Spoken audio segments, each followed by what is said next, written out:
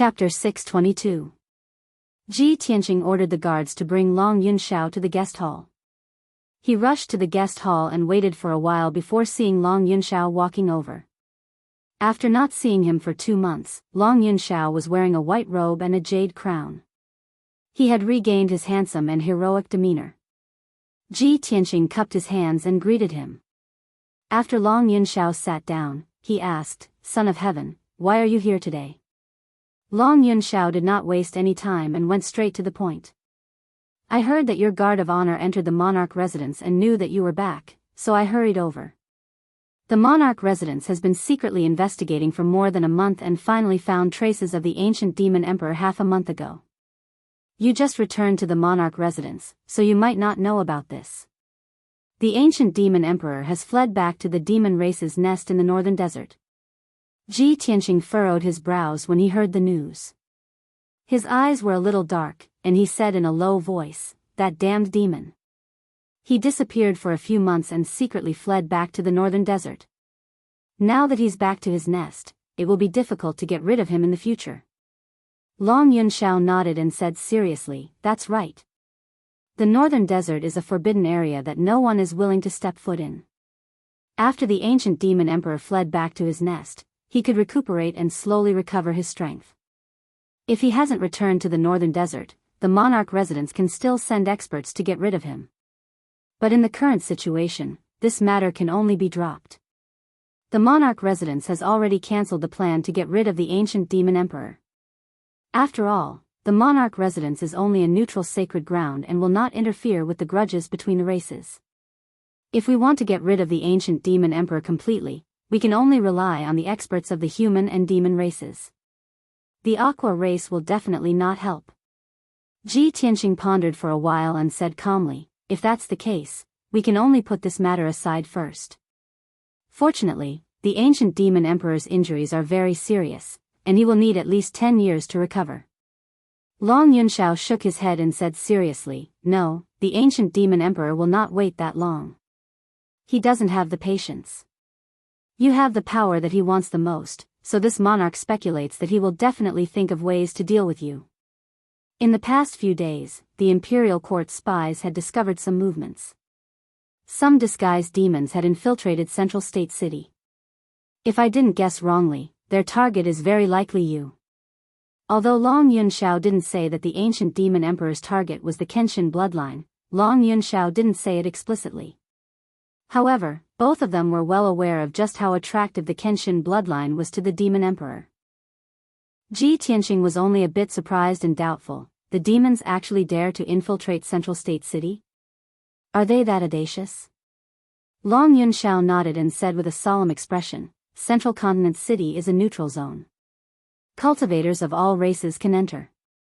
This main city was ruled by the emperor's residence. As long as there was no massacre in the city, the emperor's residence would not interfere. Demons have always been cruel and bloodthirsty. They will do anything to achieve their goals. You have to be careful. You'd better stay in the monarch manor and not go out easily." Ji Tianqing nodded.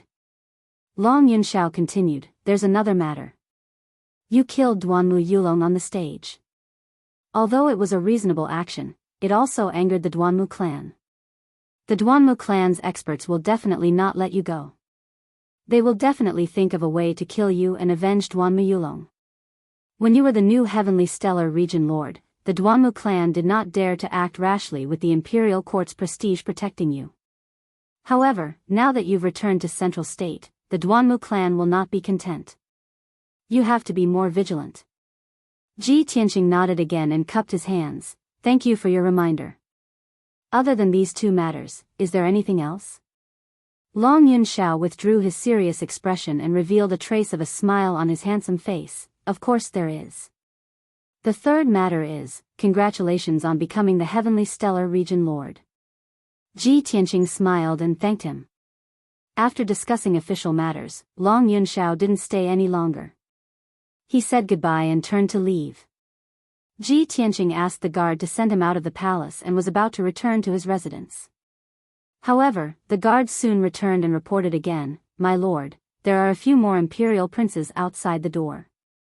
They say they are here to congratulate you. Another wave of gifts? Ji Tianqing raised his eyebrows and waved his hand. Bring them in. The guard cupped his hands and obeyed. He quickly left the guest hall and rushed to the main door. Not long after, he led a few human clan imperial princes to the guest hall. Ji Tianqing had been waiting in the hall for a long time. When he saw them arrive, he greeted them and chatted with them. These human princes had entered the monarch mansion earlier than the others, so their rankings were higher than the others. They had nothing to do with the Duanmu clan and the Murong family. They didn't have any enmity or grudges with Ji Tianqing, so they were willing to take the initiative to befriend him. When they found out that Ji Tianqing's honor guard had returned to the imperial mansion, they hurried to the Tianqing palace to congratulate him with the gifts they had prepared earlier. After they were seated, they chatted as they sipped their spiritual tea. Imperial Prince Tianqing, congratulations on becoming the Tianqing territory lord. This is a token of my appreciation. Please accept it. Imperial Prince Tianqing, no. I should call you Tianqing territory lord from now on. You have become an overlord at such a young age. How enviable. Right now, in the central continent, the name of the celestial emperor can be said to be known to everyone. Your title as the #1 genius of the human clan is also well deserved. Perhaps in another 3 to 5 years, Imperial Prince Tianqing will become the most powerful imperial prince in our clan and compete with the most powerful geniuses of the Water Tribe and the Demon Clan. The imperial princes were chatting and laughing. They were full of praise for Ji Tianqing. They were full of respect and envy. They were also imperial princes and had entered the imperial mansion earlier than Ji Tianqing. Their strength was also higher. However, they were not well known. Their status was not as high as Ji Tianqing's. Their martial arts talent could not be compared to Ji Tianqing's. Therefore, the imperial princes came to congratulate Ji Tianqing with gifts with the intention of currying favor with him. If these imperial princes had some powerful family or force behind them, Ji Tianqing would definitely not befriend them. However, they were all unaffiliated people. Ji Tianqing wouldn't be so unreasonable as to reject them when they took the initiative to befriend them. He accepted the gifts from the imperial princes and thanked them. Then, he chatted with them for a while. The imperial princes were still worried before they came. They were afraid that Ji Tianqing would be too arrogant and refuse to befriend them. Now that they had given their gifts, they were relieved and did not stay any longer. They bid farewell and left. After sending off the imperial princes, Ji Tianqing could finally cultivate in seclusion. He entered the secret chamber with abundant spiritual qi and activated several arrays in the room to gather the spiritual qi of heaven and earth. Before cultivating in seclusion, he took out the star divine gold from his interspatial ring and set up a heavenly spiritual array in the secret chamber. Obviously, he was going to use the terrifying pressure of the heavenly spiritual array to quickly increase his strength and cultivate the ultimate sword body. Chapter 623. Inside the monarch mansion, Yunyao's cave, Yunyao's palace. In the cold and elegant study room, Yunyao was sitting in front of a table, holding an ancient book and reading it. At this moment, there was a knock on the door of the study room, followed by a clear and melodious female voice. Big Sister Yun. Yunyao put down the ancient book in her hand, looked up at the door and said, "Come in." The door opened and a beautiful woman in a green dress walked into the study room and stood in front of the table. This pure and beautiful woman was Lan Huixin. She bowed to Yunyao and asked with a smile on her face, "Sister Yun, what instructions do you have for me to come here?" Yunyao nodded and motioned for her to sit down and talk. She said calmly, "Huixin, the storm of the consort selection has passed and you have stayed in the central province for 3 months. There are many rules in the monarch mansion, so it's not suitable for you to continue staying by my side. Firstly, it's inconvenient for you to move around, and secondly, it will delay your cultivation." Hearing Yunyao's words, the smile on Lan Huixin's face suddenly froze, and then it turned into a deep sense of loss and sadness. Her clear eyes were covered with a layer of mist, and she said with a voice full of grievance, "Big Sister Yun, are you driving me away?" Yunyao slightly frowned and shook her head gently. "Huixin, you are the proud daughter of heaven in the long sky region. You have your own life and future, so why are you so insistent on staying by my side? Don't worry, I will send Yun Luo to personally escort you back to the long sky region. The storm of the consort selection had not passed yet, so it was indeed dangerous for Lan Huixin to return to the long sky region alone.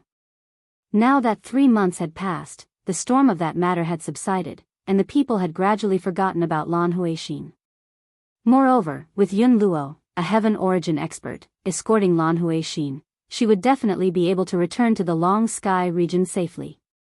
Yin Yao had taken Lan Huixin in for 3 months and sent Yun Luo to escort her back, which was already extremely benevolent. However, Lan Huixin finally managed to stay by Yun Yao's side and followed her into the emperor's mansion. How could she be willing to leave just like that? She put on a pitiful look, and tears welled up in her eyes. She immediately knelt in front of Yun Yao, sobbing and begging. Big sister Yun, Hui Xian is now a homeless person. If she leaves your side, I really don't know where to go. Big sister Yun, please don't chase me away. I just want to find a place to settle down and live a peaceful life. As long as I can stay by your side, I am willing to be your servant and serve you. Lan Huixin cried like a pear blossom in the rain. As she spoke, she kowtowed and saluted. Her expression was extremely mournful. Yin Yao couldn't bear to see her like this. She sighed and said, "Sigh. You're a genius. Why do you have to do this?" However, Lan Huixin shook her head repeatedly and said, "Big sister Yun, with Hui Xian's aptitude and status, I can be considered noble in the secular world. However, in the land of Central Province, what does it count for? Hui Xian comes from a humble background and has mediocre aptitude. It's Hui Xian's honor to be your servant. I only hope that big sister Yun won't chase me away." Lan Huixin knelt down and kowtowed again, begging bitterly with tears flowing down her face. She had already done this much. Yin Yao wasn't a cold-hearted person. How could she still refuse her? Sigh. She sighed deeply and helplessly. She reached out to help Lan Huixin up and said, "Since you're determined not to leave, then stay. Later, I'll ask Yun Luo to arrange a position for you. You'll stay in Yun Yao's palace as an attendant. However, this is the emperor's mansion. You don't have to follow me at all times. Stay in Yun Yao's palace and don't wander around casually." Yun Yao warned her in a solemn tone. Only then did Lan Huixin stop crying and smile. She quickly wiped the tears off her pretty face and nodded repeatedly in agreement. "Big sister Yun, please don't worry. Hui Xian knows the rules. I won't cause you any trouble." Yin Yao nodded and said, "Okay, I still have something to do and have to go out.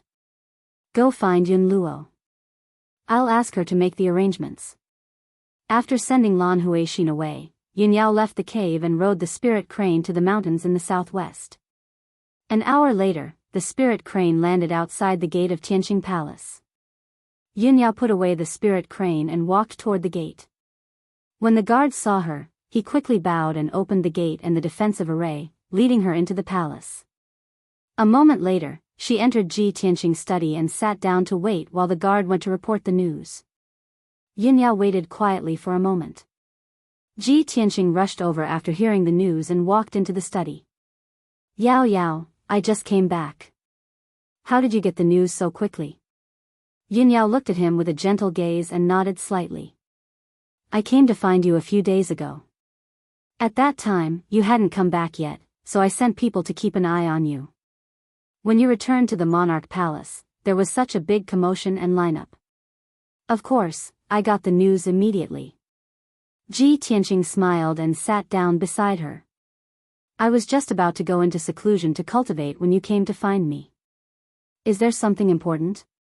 Yin Yao frowned and thought for a moment. She said with a complicated tone, "It's important, but it's also not very important." "Oh." Ji Tianqing raised his eyebrows and asked with interest, "What is it?" Yin Yao said with a calm expression, "Previously, the little spirit bird brought me a message from Cloud Soul Palace. Half a month ago, my father came out of seclusion. He already knows about the two of us and everything that has happened in the past few months. My father wants to see you, so he wants to invite you to Cloud Soul Palace for a banquet. This is my father's wish. You can think about it on your own. You don't have to go. Ji Tianqing was stunned for a moment. The corner of his mouth hooked up in a smile. He said with a playful tone, "Oh? My future father-in-law wants to see me. How can I not go?" Yunyao looked at him and hesitated for a moment before asking, "Tianqing, are you serious?" "Of course." Ji Tianqing nodded without hesitation. He said seriously, "Just like how I am serious about you." Yunyao's expression didn't change, but a trace of shyness flashed through her eyes. She turned her head slightly, not daring to look directly into Ji Tianqing's deep eyes. She nodded and said, "If that's the case, then after you've made your preparations, we'll leave." Ji Tianqing nodded and said, "All right. Wait a moment. I'll go make some preparations." He then left the study to make the necessary preparations. An hour later, he changed into a more formal set of robes and prepared a gift. The two of them left the imperial residence together. They rode on Xianyu and rushed to Cloud Soul Palace as fast as lightning. Zhongzhou City was located in the center of the Zhongzhou continent. Cloud Soul Palace was located in the south of the Zhongzhou continent. The distance between the two places was very far. Even if Ji Tianqing and Yunyao rushed at full speed, they would still need to fly for 3 days. During the journey, Yunyao was a little nervous. She explained her father's situation and personality to Ji Tianqing in advance. Chapter 624. After listening to Yunyao's introduction, Ji Tianqing finally understood her father's situation. Yunyao's father, Yun Zhongqi, was the current head of Cloud Soul Palace.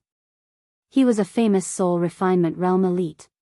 He was dignified, resolute, and had great foresight. He was extremely shrewd and cunning. Yun Zhongqi usually kept a low profile and would not easily reveal his true strength and methods. However, the fact that the Yun family could survive for so many years under the combined suppression of the two great families without suffering any substantial damage showed Yun Zhongqi's methods and strategies. Yunyao was worried that her parents would still look down on Ji Tianqing. Even though Ji Tianqing was known as the #1 genius of the human race and had become the Tianshan region lord. However, compared to the ancient Cloud Soul Palace, he was still insignificant. In order to take care of her feelings, Ji Tianqing had to silently endure even if he was looked down on and humiliated. This was the result that Yunyao did not want to see the most. She would rather Ji Tianqing not attend the banquet at Cloud Soul Palace than let him be humiliated. However, Ji Tianqing remained calm and indifferent, as if he was not worried at all. Of course, this was one of the things that Yunyao admired about Ji Tianqing the most. No matter when, he was always so calm, composed, indifferent, and unfazed by honor or disgrace. Ji Tianqing's calmness made Yunyao's worries dissipate. Unknowingly, 3 days passed. On the evening of the 4th day, when the sun was setting in the west, the two of them finally arrived at Cloud Soul Palace. Xianyu flew high in the sky above the sea of clouds. He could only see the boundless sea of clouds, which was dimly lit by the setting sun. It was like a fairyland. In the depths of the sea of clouds ahead, a dark green mountain peak could be vaguely seen. At the peak of the mountain peak, which was hundreds of miles in radius, stood a magnificent, holy, and majestic palace. This majestic palace was the famous Cloud Soul Palace. The golden setting sun shone on the layers upon layers of lofty palaces, refracting thousands of rays of light, making them appear like the palaces of immortals. A moment later, Qianyu flew to the top of the mountain and landed on the huge square outside Cloud Spirit Palace. The golden bricks on the ground shone brightly, and several ancient and majestic statues stood on both sides of the square. At the end of the square, there was a wide jade staircase. 200 guards in silver armor stood on both sides of the staircase, giving off a solemn and dignified aura. Ji Tianqing put away Qianyu and stood side by side with Yunyao on the square. He raised his head and looked at the gate of Cloud Soul Palace. "Cloud Spirit Palace, I'm here again. Ji Tianqing's mood was somewhat complicated as he muttered in his heart. When he left Cloud Spirit Palace, he had said that he would return. Now, after a few months, he had returned to Cloud Spirit Palace. However, back then, he had no status to speak of. Compared to the mighty Yun family, he was like a weed on the side of the road. Now, his name had spread throughout the Central Plains. As the #1 genius of the human race, he had become the territory lord of the Tianshan region. He had joined the ranks of the most honorable people of the human race. Comparing the two, how could one not sigh with emotion? Yunyao turned her head and looked at him from the side. She said in a gentle voice, "Let's go in." Ji Tianqing nodded. The two of them walked side by side across the square and up the jade staircase to the gate of Cloud Spirit Palace. The guards in silver armor on both sides of the staircase immediately knelt down on one knee to pay their respects. "Greetings, young mistress." At the same time, the guards at the gate of the palace quickly entered Cloud Spirit Palace to report the news. Ji Tianqing and Yunyao walked through the staircase and the gate. They entered Cloud Spirit Palace, passed through many corridors and courtyards, and walked towards Cloud Spirit Palace. Along the way, all the servants, guards, and maidservants would immediately bow and greet them respectfully when they saw them. When the two of them were far away, the servants, guards, and maidservants began to discuss in low voices. "Young mistress is back. Could the young master beside young mistress be the future son-in-law of the Yun family? I heard that the young master's name is Ji Tianqing. He is the #1 genius of the human race. He became the territory lord of the Tianshan region not long ago. Wow!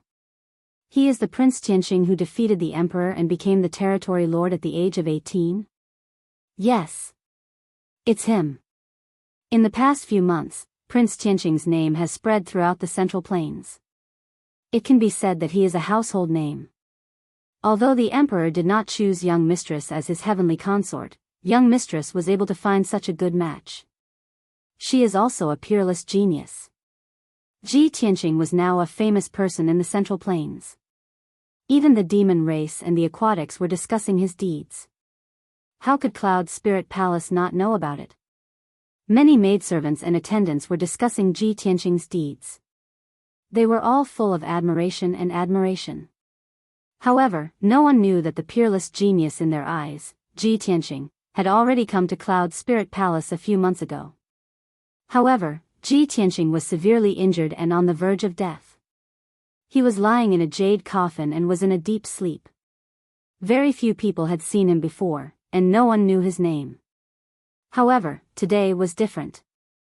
Ji Tianqing and Yunyao walked side by side and entered Cloud Spirit Palace openly. He exuded a noble aura and displayed a heroic demeanor. He was not weaker than any of the princes of the aristocratic families. Not long after, Ji Tianqing and Yunyao entered Cloud Spirit Palace. They sat in the palace and waited. The two of them had just finished half a cup of tea when Master Yun Zhongqi and Mistress Bailey Ningsu, who had heard the news, rushed to Cloud Spirit Palace with their guards and maidservants. When Yun Zhongqi and Bailey Ningsu stepped into the palace, all the guards and maidservants in the palace knelt down and greeted them respectfully. Ji Tianqing and Yunyao also stood up and turned to look at the entrance. Bailey Ningsu was still dressed as usual. She looked about 30 years old and her appearance was very similar to Yunyao's. She was wearing a long dress embroidered with silver stars and a shawl with moon and star stripes. She wore a golden crown that was studded with gems. She looked noble and dignified. Ji Tianqing had seen her before, so his eyes did not linger on her. Instead, he looked at Yun Zhongqi. Yun Zhongqi was tall and straight. He was not burly, but he exuded the domineering aura of a transcendent expert. He wore a golden robe with dragon patterns and a black gold crown. He had a jade belt around his waist and a pair of cloud-ascending boots on his feet. His resolute and thin face was angular. His eyes were like the abyss of the sea, containing the unfathomable aura of a transcendent expert. He looked to be about 40 years old. He had a tuft of beard on his chin. He had the dignified aura of a transcendent, but he also had a scholarly aura. When Yun Zhongqi and Bailey Ningsu entered the palace, Yunyao bowed and greeted her parents. Greetings, father, mother. Congratulations on completing your cultivation and successfully coming out of seclusion. Ji Tianqing also bowed and said in a neither servile nor overbearing manner, Junior Ji Tianqing greets uncle and auntie. Yun Zhongqi stopped and looked at Ji Tianqing with a calm and gentle gaze. Even Bailey Ningsu looked at Ji Tianqing with a much calmer gaze. She no longer had any obvious prejudice against him. Chapter 625. This was the first time Ji Tianqing and Yun Zhongqi had met. Yun Zhongqi sized him up a few times, then nodded slightly in greeting and welcomed him. Then, Yun Zhongqi led Bailey Ningsu through the hall and sat down at the head of the table. After exchanging some pleasantries, Ji Tianqing took out the gifts he had prepared and gave them to Yun Zhongqi and Bailey Ningsu. Bailey Ningsu didn't say anything and her expression didn't change. Yun Zhongqi's reaction was also very calm. He nodded slightly and motioned for the maid beside him to accept the gift. Clearly, they didn't have any expectations for Ji Tianqing's gift and didn't even want to look at it. In their opinion, with Ji Tianqing's status, what kind of treasures could he bring out that would be worthy of their appreciation? Their attitudes were calm and reserved, cold but not lacking in etiquette. They were like the leaders of an ancient family. Ji Tianqing had expected all of this, so he didn't feel awkward at all. After he sat down, Bailey Ningsu ordered the maid beside her to prepare for the banquet. Yun Zhongqi and Ji Tianqing began to chat. He said calmly, Tianqing, although I've just come out of seclusion, I've heard many things about you. In recent months, your name has spread throughout Central Plains and you've been in the limelight. Cultivators from all races are talking about you. Even the younger generation of disciples from Cloud Soul Palace are full of praise for you. Ji Tianqing cupped his hands and said calmly, it's just a title. I've made a fool of myself in front of uncle. Yun Zhongqi smiled and shook his head when he saw that Zuan wasn't arrogant or complacent. People live for nothing but fame, fortune, friendship, and righteousness. Young and outstanding people, who doesn't want to be famous? It's rare for you to be able to obtain such glory and become a household name in Central Plains. There's no need to be humble. Moreover, you're only 18 years old and you're already an overlord.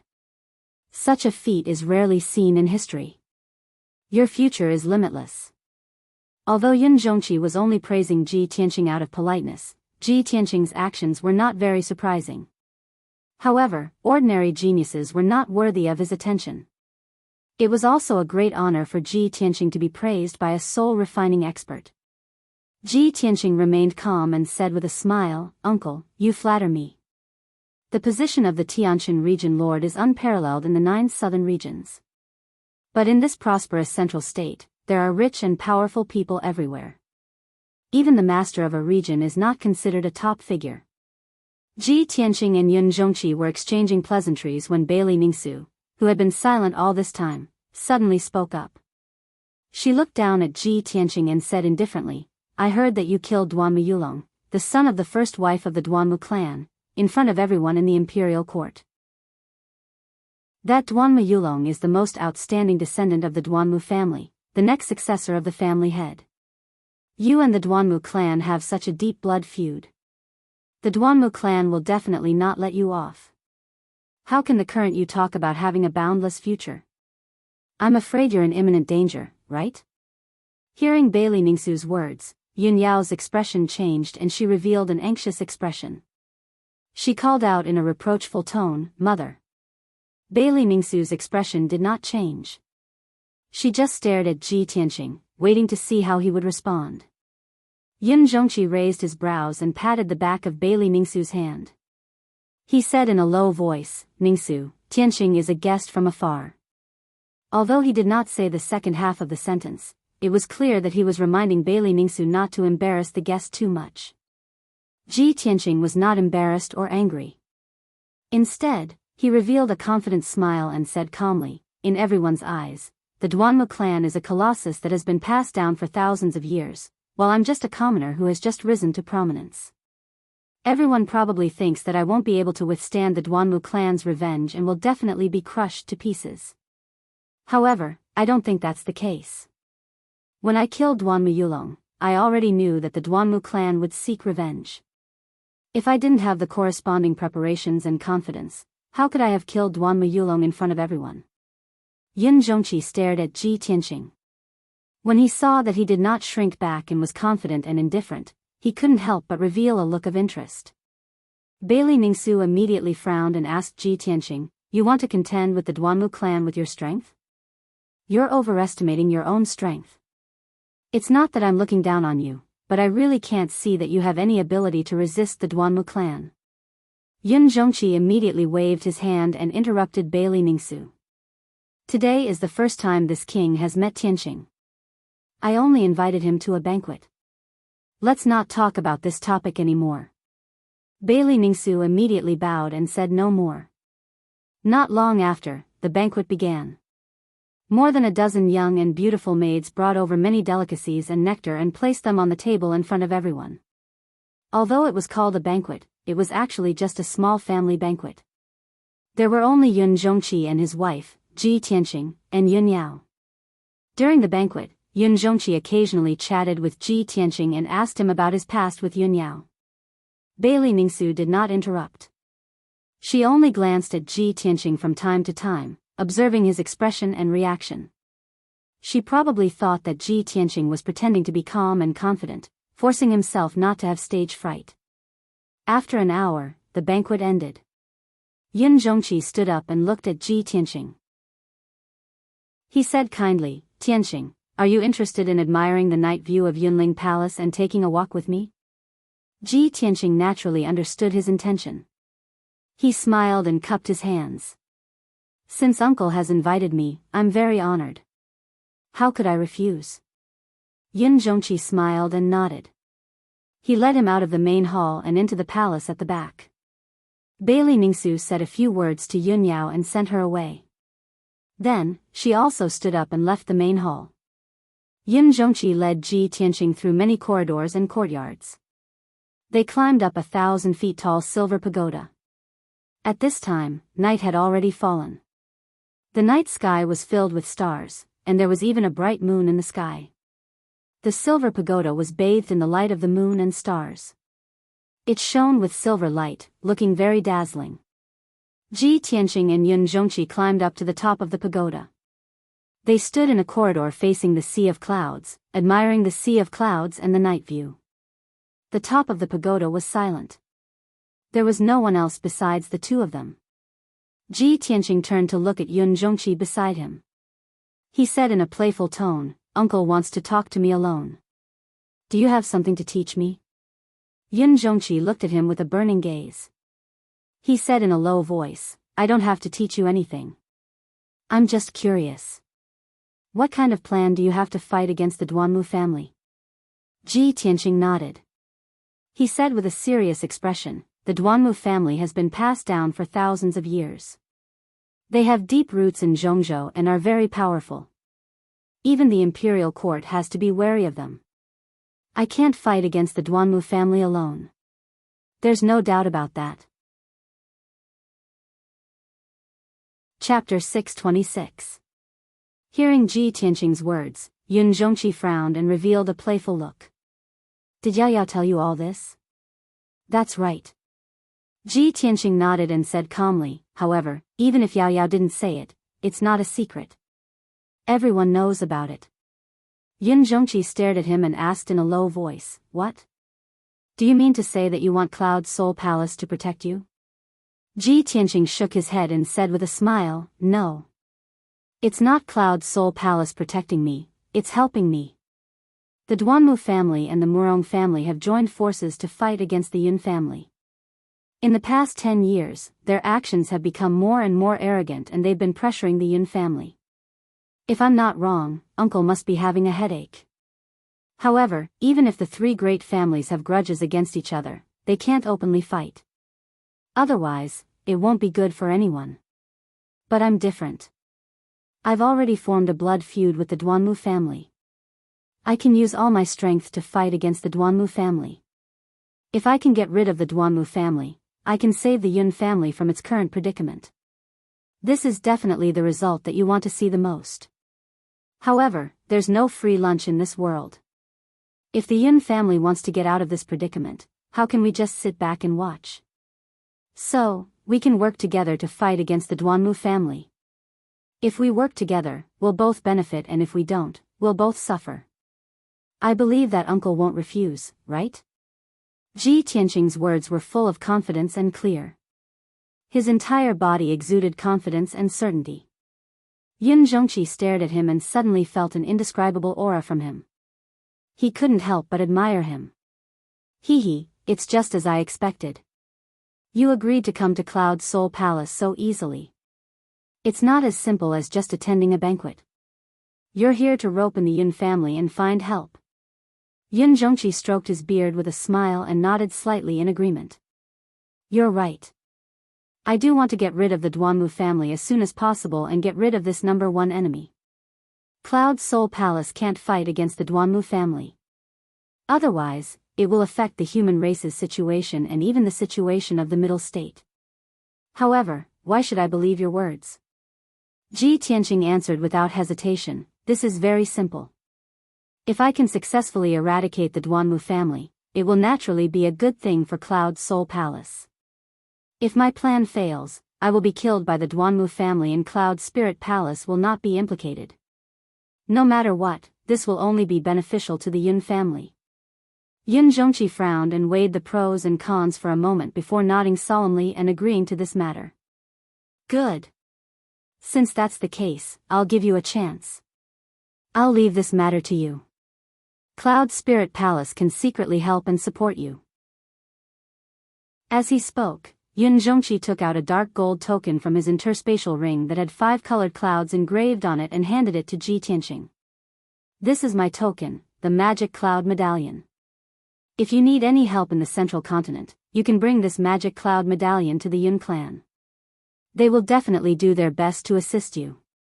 In addition, if you encounter any life-threatening danger that you cannot resolve, you can also use the Magic Cloud Medallion to send a message.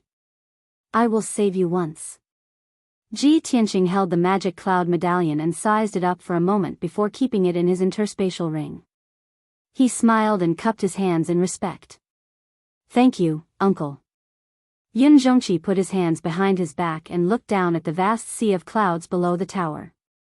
He said with a serious expression, although I am willing to believe you and give you a chance to cooperate, you must be careful.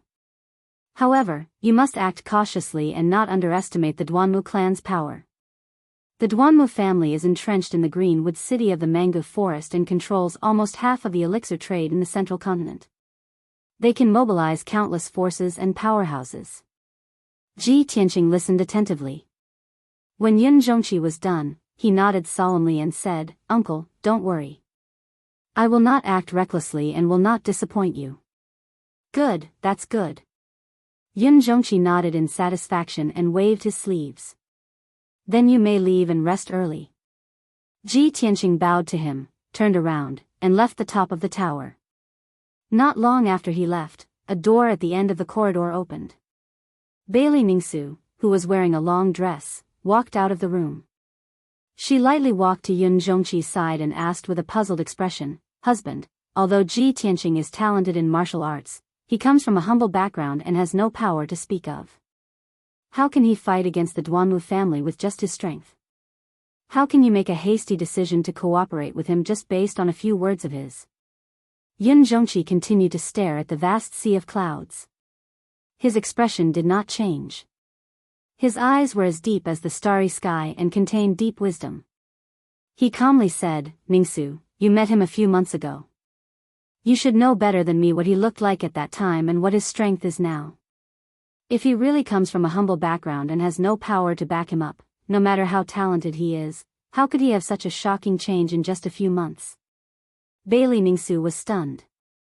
She frowned and said, That's right. A few months ago, he was just an ordinary youth. Now, he has become the number one genius of the human race, the Tianshan region lord. Since ancient times, no one has been able to increase their strength so quickly in such a short period of time. But no matter how much of a genius he is, he needs time to grow.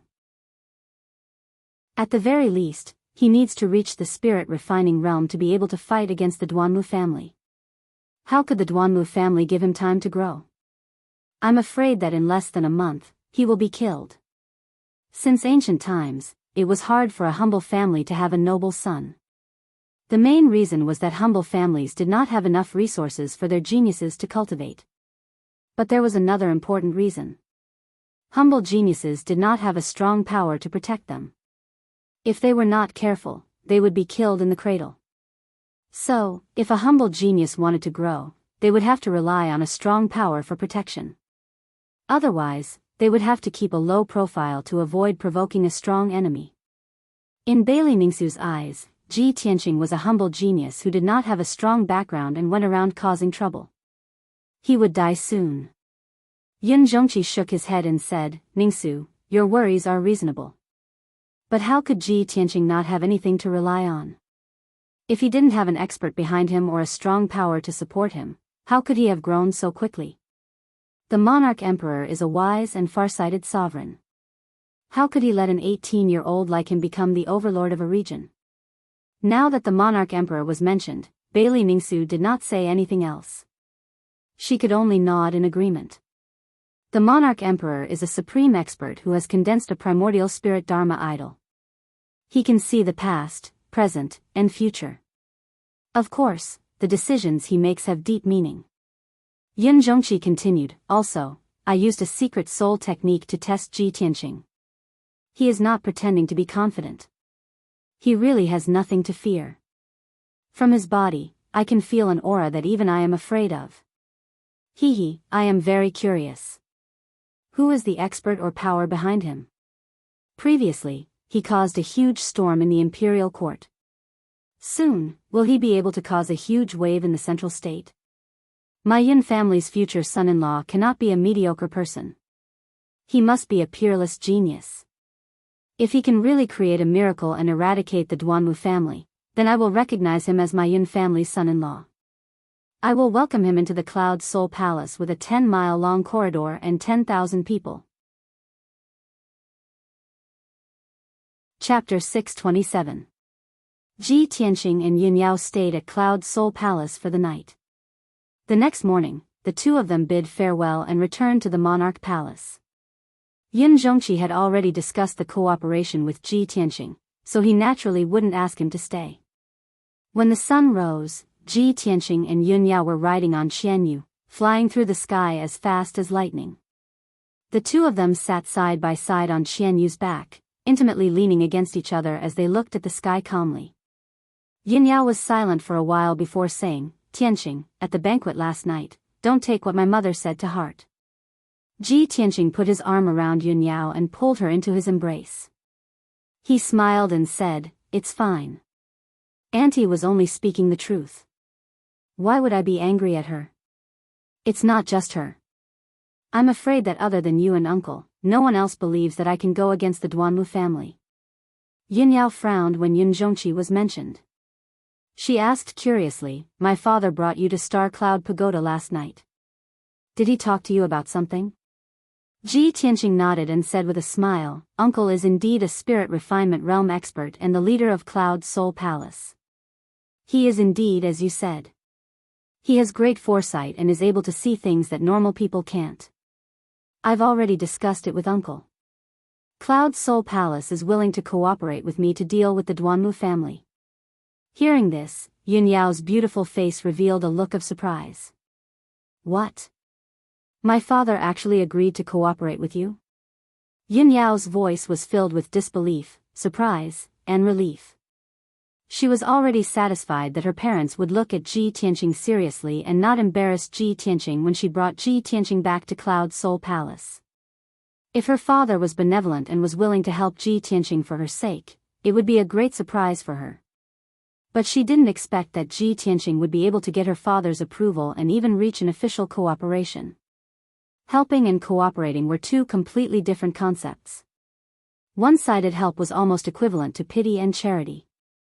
On the other hand, cooperation meant that both parties were on equal footing and working together was mutually beneficial. Yun Yao looked at Ji Tianqing with burning eyes and couldn't help but exclaim, Tianqing, what did you say to my father? He's very shrewd and scheming. He definitely won't agree to work with you just because of me. Of course. Ji Tianqing nodded and said with a smile, Uncle is the patriarch of the Yun family after all, so he has to weigh the pros and cons before making any decision. The Yun family can't directly deal with the Duanmu family, but I have nothing to worry about. The Yun family only needs to support and help me in secret, and they will be able to enjoy the fruits of my labor without being implicated. How could Uncle refuse something that only benefits and no harm? After listening to his explanation, Yunyao nodded her head. I see. Since my father is willing to cooperate with you, then I'm relieved. Ji Tianqing looked at her with deep affection and said in a deep voice, Yao Yao, not long after I entered the monarch mansion, you told me that the Duanmu family and the Murong family had joined hands to deal with the Yun family and were in a difficult situation. Actually, at that time, I had already made up my mind to help the Yun family eradicate a strong enemy and rescue them from their predicament. So, I had already planned to kill Duanmu Yulong in front of everyone in the arena. The Duanmu family's revenge was also within my expectations. Hearing his words, Yunyao was stunned. Her heart was full of emotions as she looked at Ji Tianqing with a complicated expression and said, Tianqing, I'm already very grateful that you didn't blame my mother for treating you that way. I didn't expect that you would rather risk your life to help the Yun family. Why did you do this? Ji Tianqing held her hands and said with a serious expression, everything Auntie did was for your own good. I can understand her feelings and thoughts, so of course I won't blame her. After all, they are your parents, the closest people to you in this world. No matter how they treat me, I won't let you be stuck in the middle. For you, I will become stronger and let them recognize and accept me. Only in this way can we get their blessings when we entrust our lives to each other. Although these words were not a confession, they were more touching than words of love. They were more sincere and sincere. Yunyao's heart was full of emotions and happiness. She couldn't help but snuggle up to Ji Tianqing's shoulder and tightly hugged his neck. The two of them intimately leaned against each other and the atmosphere was warm and beautiful. Xian Yu tried her best to maintain a calm flight so as not to disturb the two of them. At the same time, in the monarch mansion, Long Yunshao, who was dressed in a golden robe, flapped his golden wings and flew over the mountain range like a meteor. Not long after, he arrived in the sky above Yunya mountain range and landed outside the gate of Yunya Palace. The guard at the gate immediately recognized him and hurriedly greeted him with a respectful salute. Greetings to your majesty. May I ask if your majesty is here to look for our eldest miss? Long Yunshao nodded and said with a dignified voice, that's right. This monarch has something to discuss with her. The guard hesitated for a moment before cupping his hands and reporting, Your Majesty, this is really unfortunate. Eldest miss is not in the palace. Not in the palace? Why did she leave right after returning to the monarch mansion? Long Yunshao frowned. The guard respectfully bowed, not daring to nor knowing how to respond.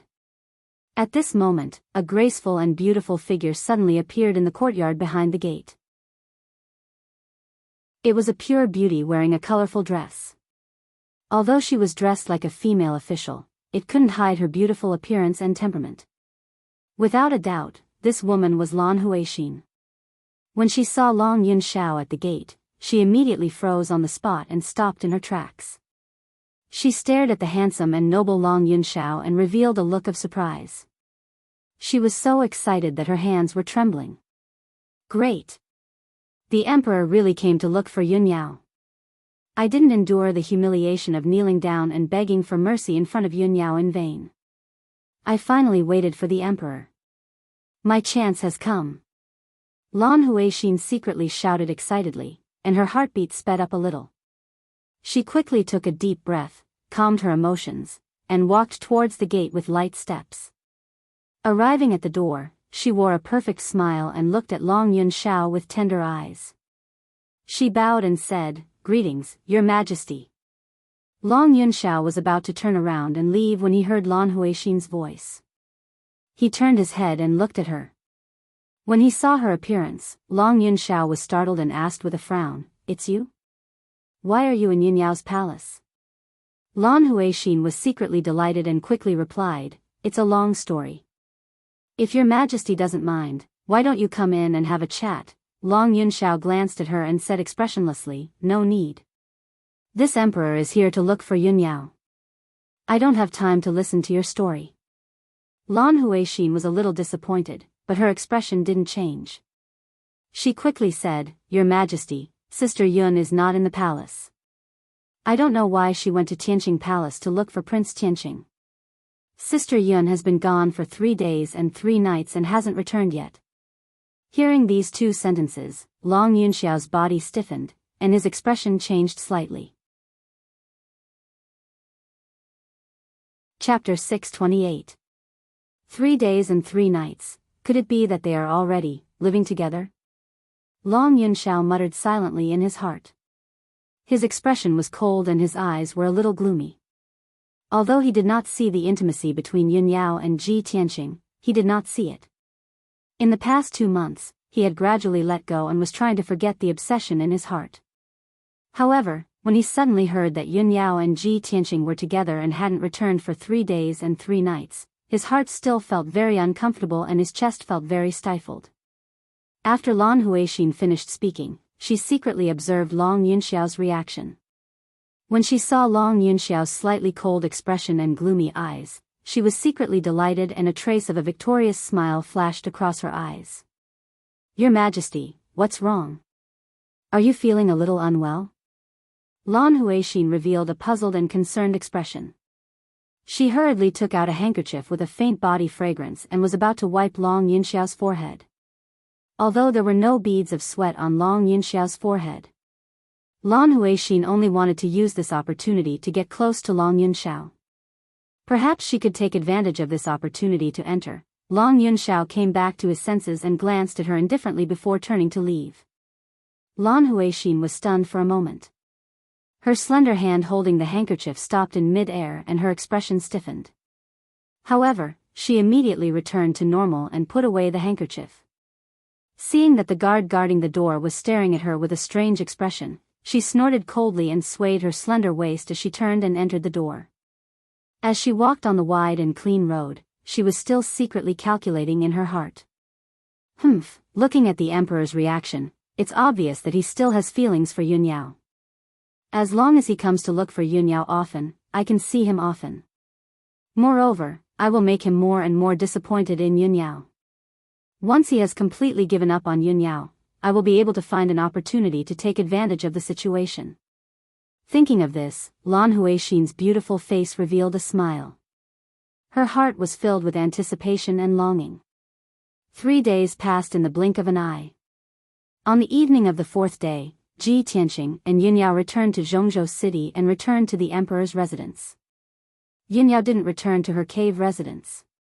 Instead, she followed Ji Tianqing to Tianqing Palace. When the 2 of them returned to Tianqing Palace, Yan, and Ji Ku were already waiting for them. Ji Tianqing brought everyone and Xianyu into his study room to discuss an important matter. I have something to announce to everyone.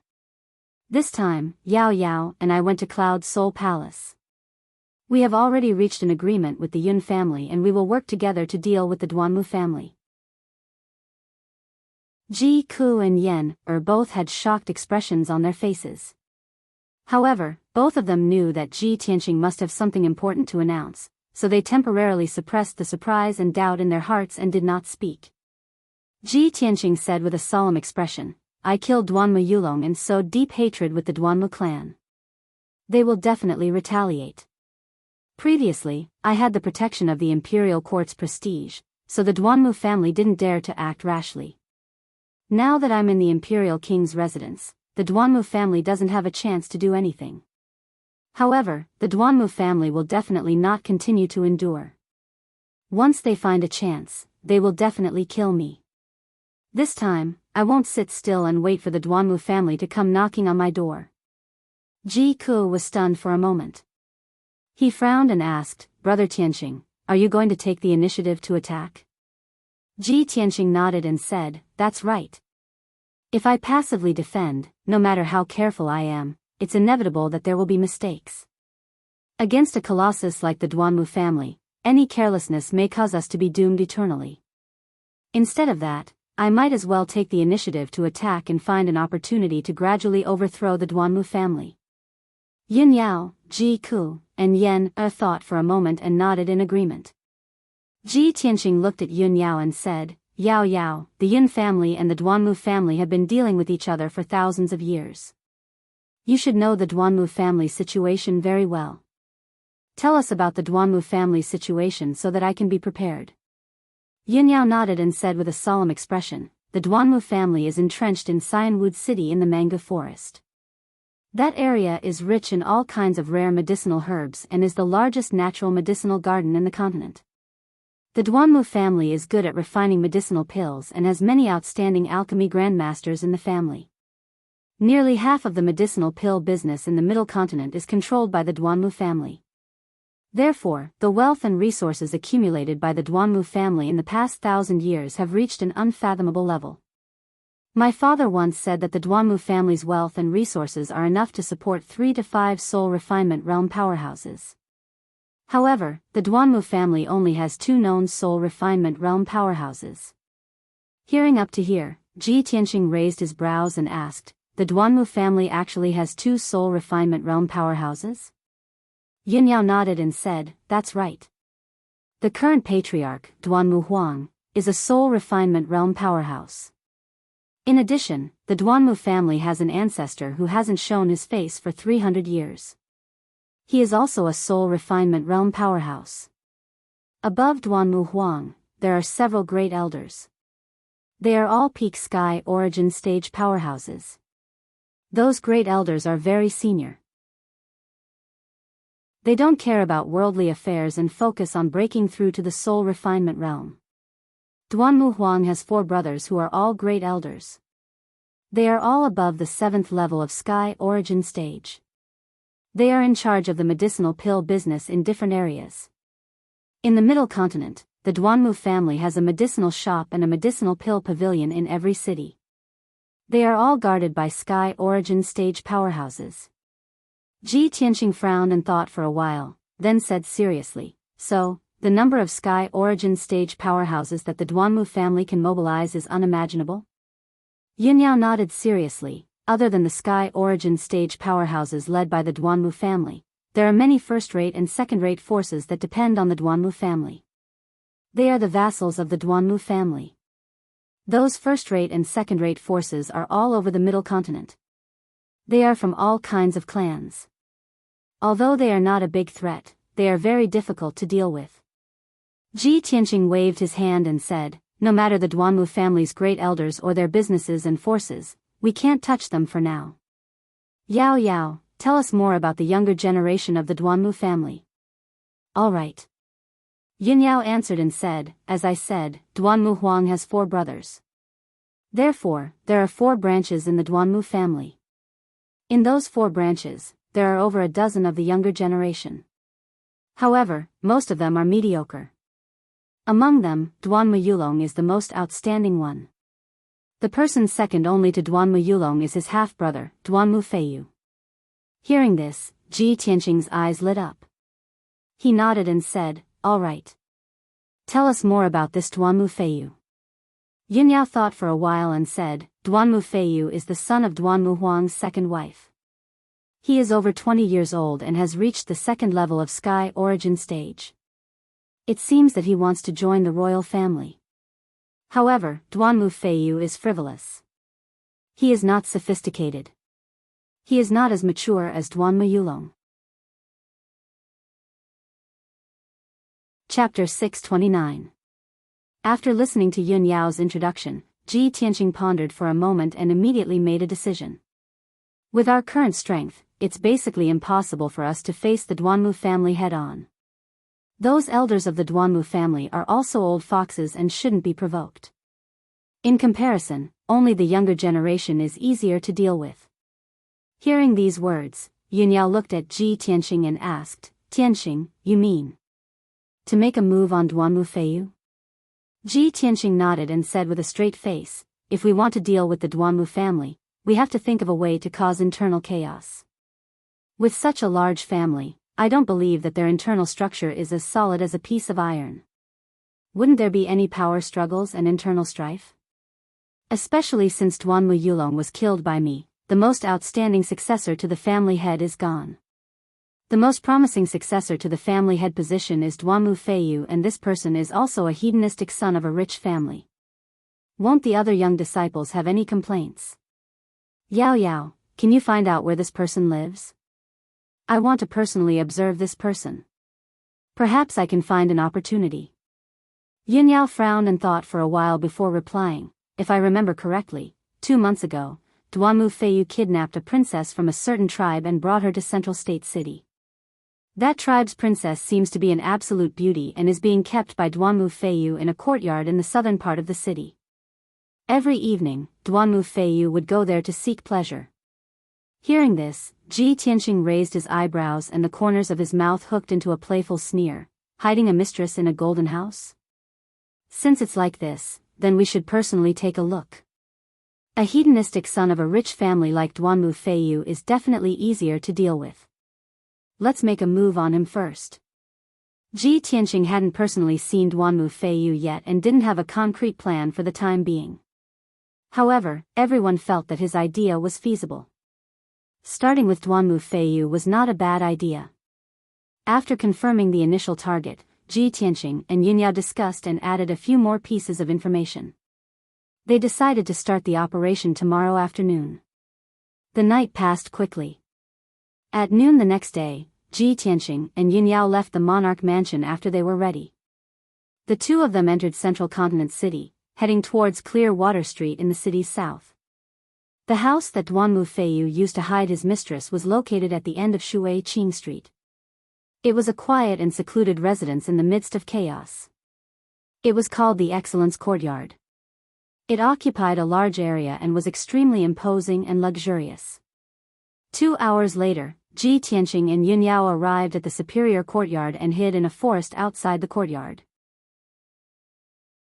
Ji Tianxing released his invisible divine sense and enveloped a radius of 400 meters to investigate the situation of the superior courtyard. The entire residence had a radius of 1,000 meters. There weren't any other courtyards or residences in the surroundings. There was only a forest and a small lake. The superior courtyard was protected by a heaven origin grand formation. On the surface, it looked like no one was moving around, and the courtyard was silent as well. However, the heaven origin grand formation was extremely profound and complicated. Ordinary formation grandmasters were unable to break it. Even with Ji Tianxing's attainments in the formation Dao, he still spent more than an hour to break open a gap in the grand formation. He and Yin Yao passed through the gap in the grand formation and silently snuck into the residence.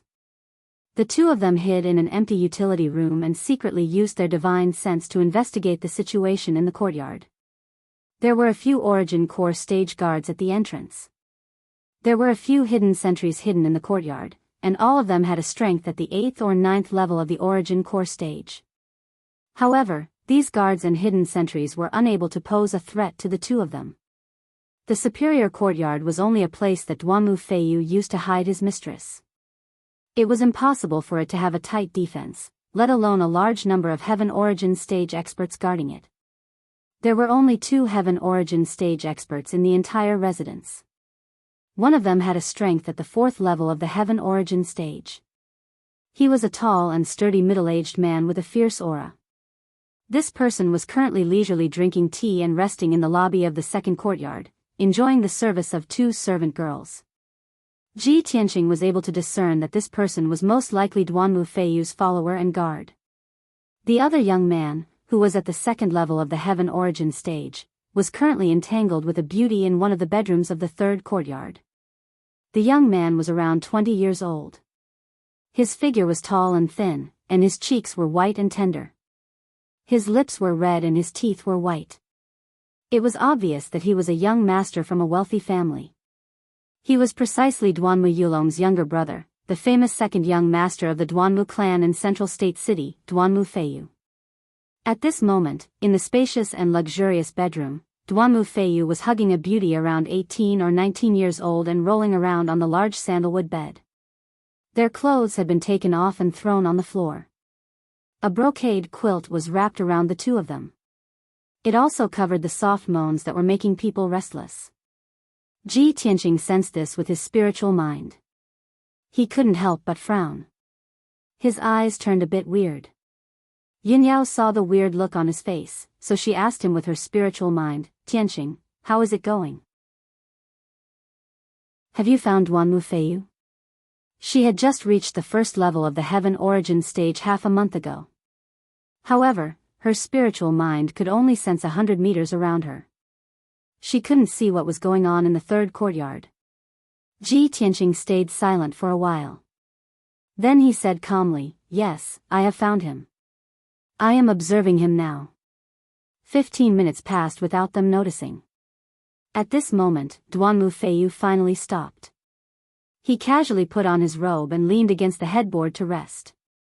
The beauty with a delicate body and a pure face hid under the quilt and put on her clothes. Then she stretched out her trembling legs and got off the bed. She combed her messy hair and wiped away the sweat on her forehead. Then she brought over a pot of spirit wine and a plate of spirit fruits to serve Duanmu Feiyu. Duanmu Feiyu held the wine pot and drank with satisfaction. He enjoyed the beauty massaging his legs and shoulders. His face was full of pride.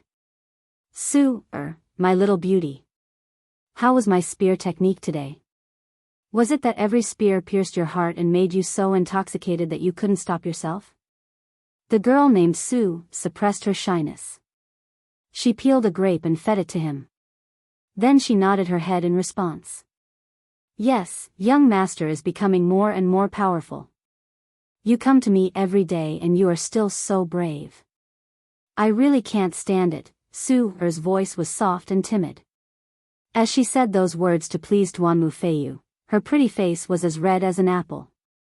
Duanmu Feiyu instantly laughed proudly. He reached out and pinched Su's pretty face.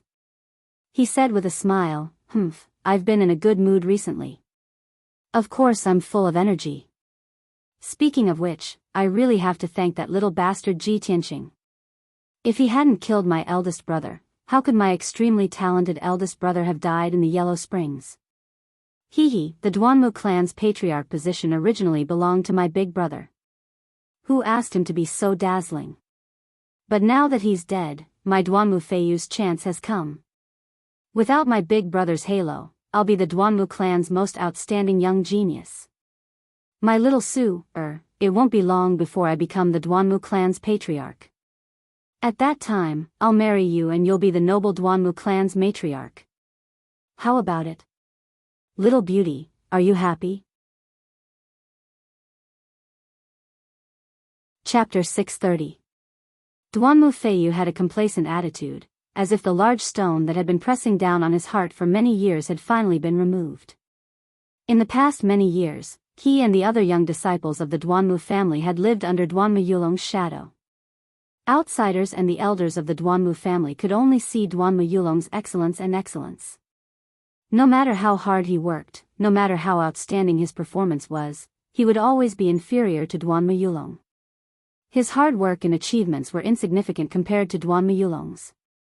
After a long time, Duanmu Feiyu was like the other young disciples, gradually accepting his fate and becoming depressed. Since the next family head was destined to be Duanmu Yulong, why should he work hard?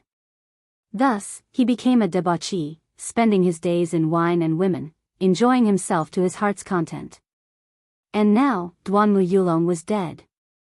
To him, this was simply a surprise that came out of nowhere. Originally, he only planned to be a debauchee young master, enjoying himself to his heart's content. He had no intention of competing for the family head position. But now, he had become a strong candidate for the next family head position. As long as nothing unexpected happened, he would definitely become the next Duanmu family head. How could he not be excited and indescribably surprised? Su lowered her head and massaged his legs. Her voice was filled with joy, as if she was overwhelmed by this favor. Congratulations, young master. This servant is naturally happy that young master favors this servant so much. Although her tone was a bit excited and her charming face was filled with pleasant surprise. But in the depths of her eyes, there was a trace of deep disgust and hatred. Duanmu Feiyu did not notice this. He was still leaning against the bed, enjoying the wine and the beauty service, his eyes narrowed in satisfaction. Humph. So what if Big Brother is outstanding? Didn't he still end up dying at an untimely age? Now that things have come to this, it's actually me who's benefiting. Big Madam is crying and crying at home all day, saying that she wants to take revenge for her son. She's causing so much trouble in the manor, it's really annoying. Central State City is still the best, there's wine and beauties. Duanmu Feiyu's mood was extremely good, he could not help but say many things to Su. From his words, he revealed the attitude of someone who was about to become the Duanmu family's patriarch and was about to become a noble and important figure. From time to time, Su would respond and flatter Duanmu Feiyu in a soft voice, making him even more pleased with himself and beaming with joy. Unknowingly, 2 hours passed. Duanmu Feiyu calculated that it was already Yushur hour, so he asked Su to help him put on his robe. After Su helped him tidy up his clothes, he hugged Su and kissed her. Only then did he reluctantly leave. Little Su it's already 5 in the evening. This young master has to return to Zhenling Pavilion.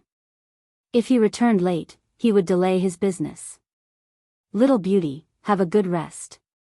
Tomorrow, this young master will come and pamper you. Ha ha ha. Su sent Duanmu Feiyu out of the room. She watched his back disappear into the distance and finally let out a sigh of relief. Her flower-like smile quickly disappeared, and her bashful and delicate demeanor was also restrained. She sat in front of her dressing table with a worried expression, silently lost in thought. A trace of sadness and hatred was contained between her brows. Duanmu Feiyu. You despicable and vulgar beast. I really hope you'll be like your big brother and die soon.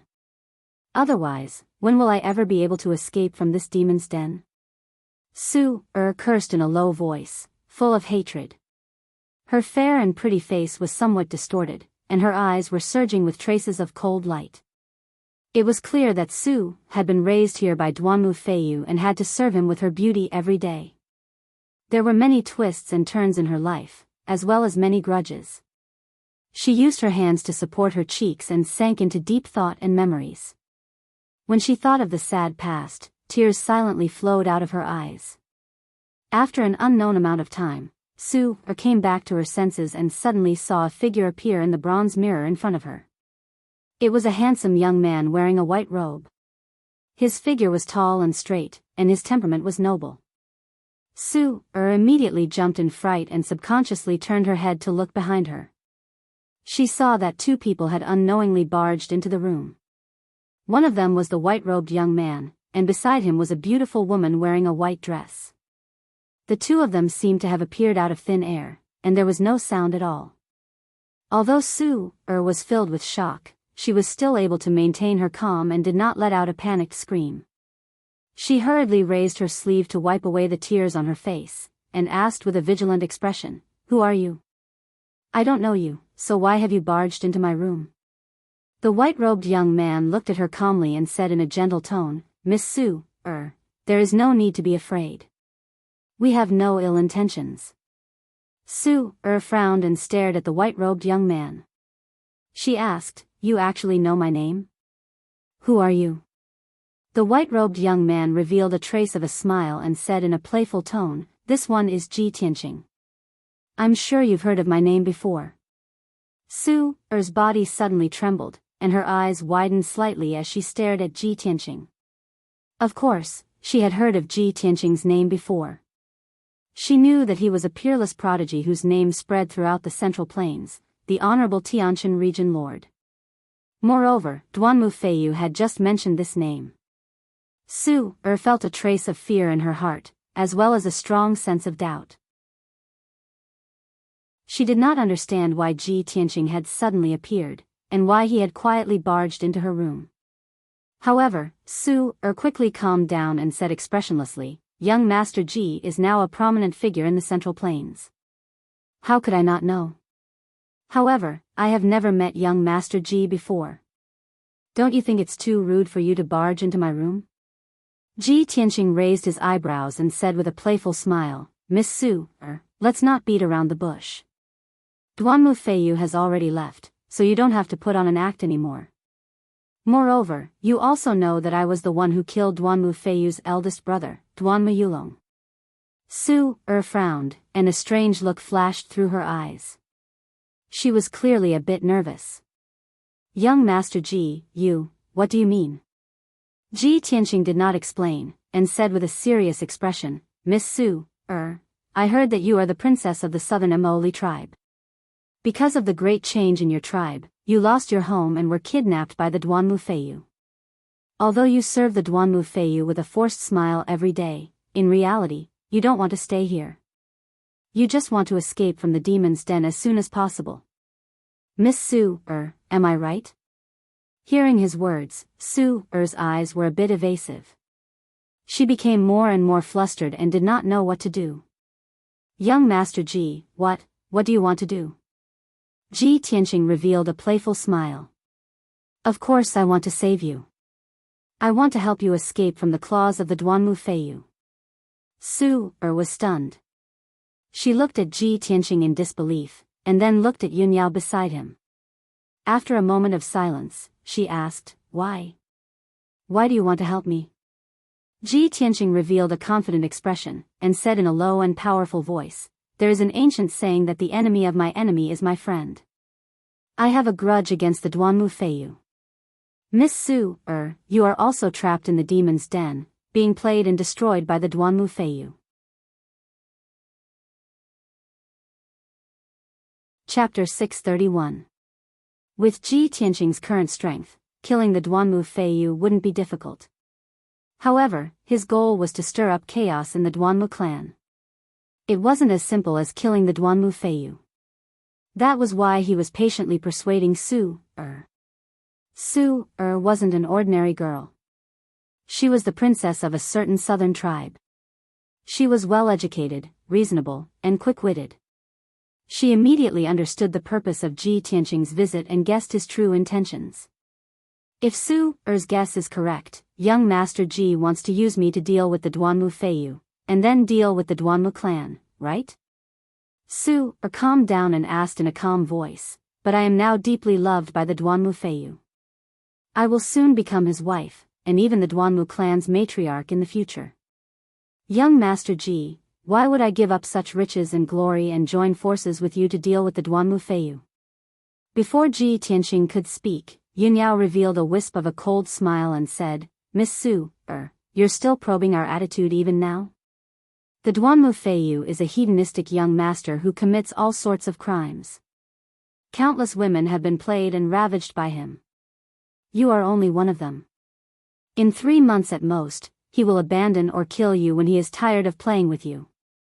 As for marrying you and making you the Duanmu clan's matriarch, those are just flowery words used to make you happy.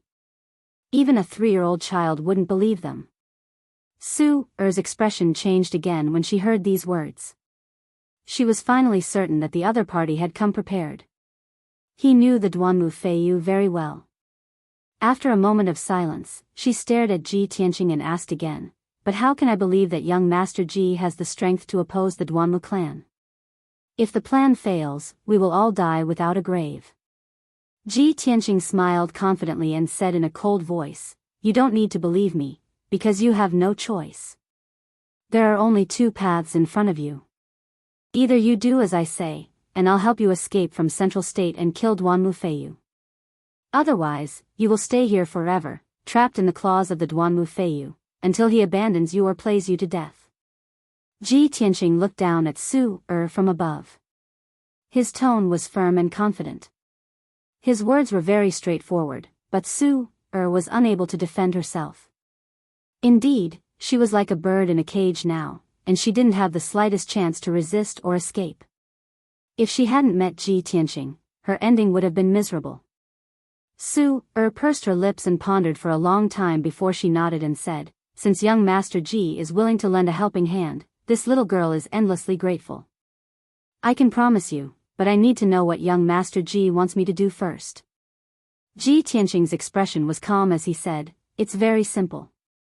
After I let you out, you have to spread the news throughout Central Continent City. What Duanmu Feiyu said to you just now, you have to spread it word for word. You have to make sure that everyone believes it. Su was stunned for a moment. She asked in disbelief, that's all? She originally thought that what Ji Tianqing wanted her to do would be extremely difficult and dangerous. However, she didn't expect that it would be as simple as spreading the news. Ji Tianqing nodded and said, that's right, it's just that simple. Of course, if Duanmu Feiyu told you any other secrets, or if he said anything outrageous, you can also add oil to the fire and spread it. Su let out a sigh of relief as if a heavy burden had been lifted from her shoulders. She hurriedly nodded and said, no problem, I'll definitely do as you say. However, there is a mysterious great formation set up in the superior courtyard. There are also many guards and hidden sentries, so the defense is very tight. Duanmu Feiyu even put on the Golden Moon magical bracelet for me. There is a powerful formation on it, so I can't leave the superior courtyard. Even if I manage to escape, he will be able to quickly find me with the help of the Golden Moon magical bracelet. After she finished speaking, she slightly lifted the hem of her long skirt and stretched out her right leg. A dark golden bracelet could be seen on her fair and delicate ankle. It emitted a faint golden light and the aura of a formation. Ji Tianqing stared at the Golden Moon magical bracelet and sized it up. Then, he confidently said, the great formation and hidden sentries of the superior courtyard are nothing to me. Otherwise, how would I have been able to sneak into your room? As for the Golden Moon magical bracelet on your ankle, it is only a heaven origin grade treasure. I can help you break it right now. Hearing these words, Su's eyes were filled with joy. She was also somewhat excited. Since young Master Ji's strength and methods are so brilliant, then Su can be at ease. Soon after, Ji Tianqing spent an hour to break the formation on the Golden Moon magical bracelet and personally took it off. Without the Golden Moon magical bracelet's restraint, Su finally regained her freedom. Her mood became even more excited.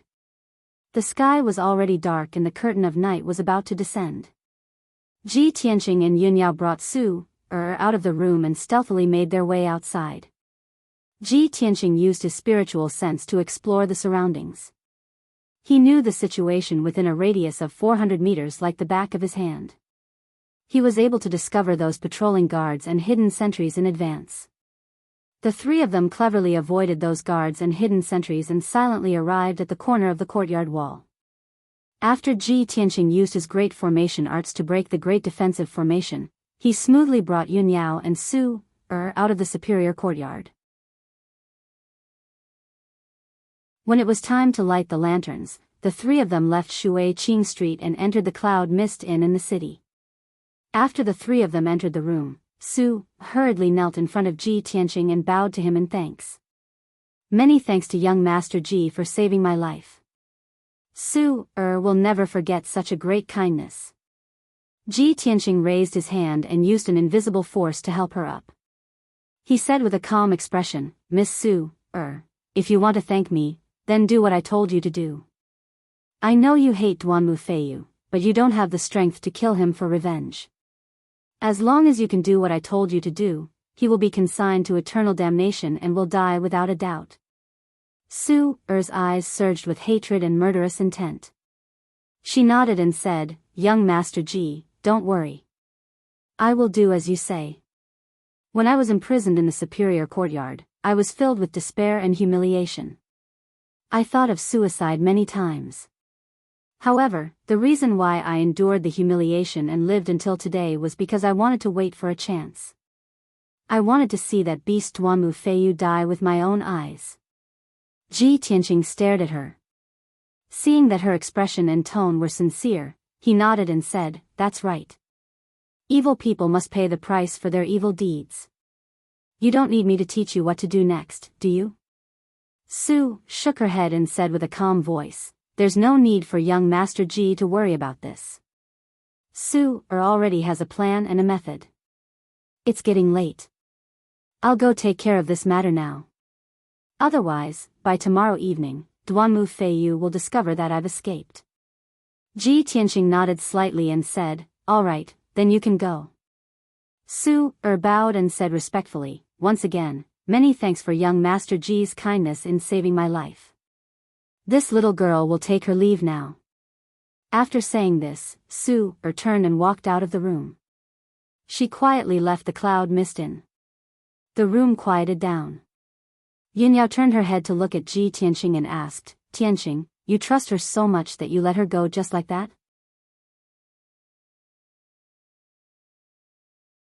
Chapter 632. Ji Tianqing believed that Su wouldn't go back on her word and would definitely do as he instructed.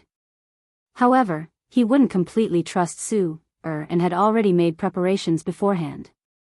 When he helped Su break the Golden Moon magical bracelet, he secretly set up a formation imprint on Su's body. That imprint was invisible and only he could sense it. He could use that imprint to detect Su's location. If Su kept her word and did what she promised, that imprint would naturally disappear after a few days. If Su secretly ran away, he could quickly capture her. Ji Tianqing explained to Yunyao and smiled. In short, you don't have to worry. We just need to wait and see. Only then did Yunyao relax. She nodded and said, I hope that Su can be of some use. Otherwise, we'll have alerted the enemy.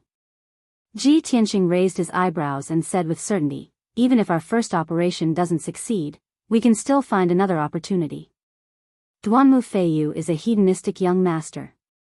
Who knows how many crimes he has committed and how many atrocities he has committed. If we use him as a breakthrough point, we'll definitely find a way to deal with him.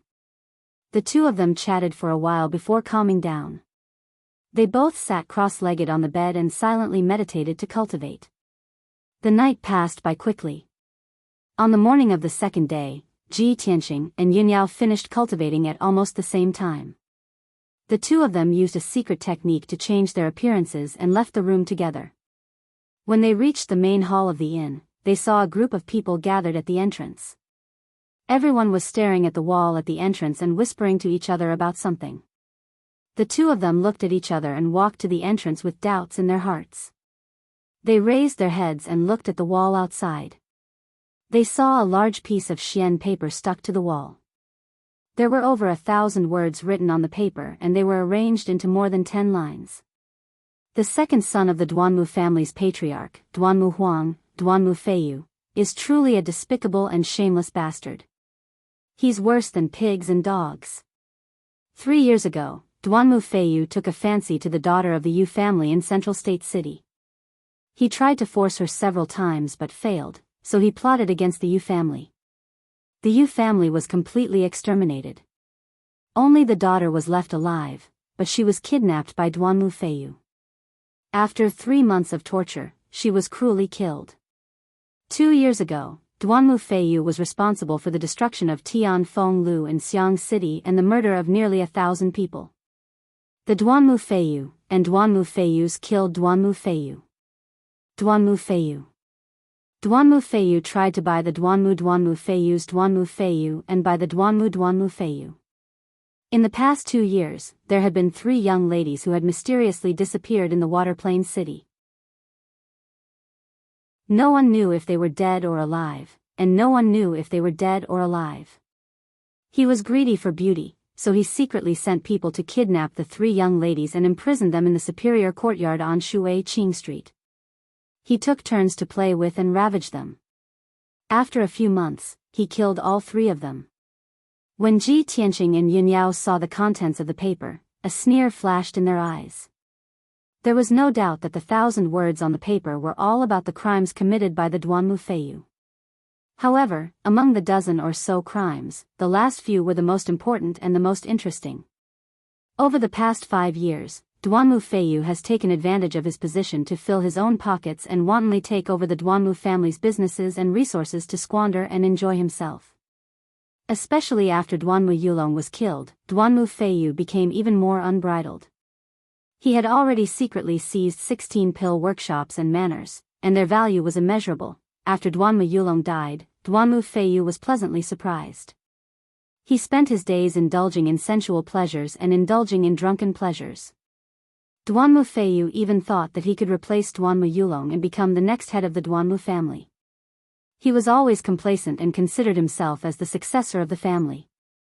Over 1,000 words were written on the paper, announcing all the evil deeds of the Duanmu Feiyu to the public. Moreover, the words that the Duanmu Feiyu said in the superior courtyard yesterday were also written on the paper. Ji Tianqing and Yun Yao both understood that this matter was definitely done by Su Er. There were more than 30 people surrounding the entrance, and most of them were the common people of Central State City. After everyone finished reading the contents of the paper, they all revealed shocked expressions and discussed with righteous indignation. I really didn't expect that not only was second young master Duanmu a hedonistic playboy, but he also did so many cruel and evil deeds. The 10 or so tragedies mentioned here all happened in recent years.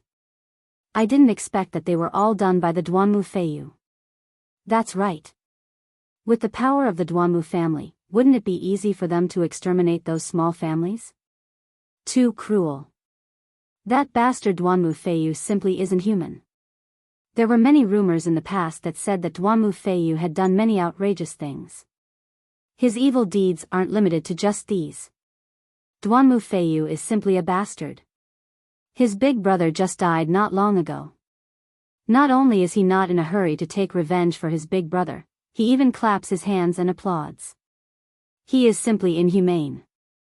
This fellow is the second young master of the Duanmu family, yet he actually filled his own pockets and embezzled his family's assets and resources.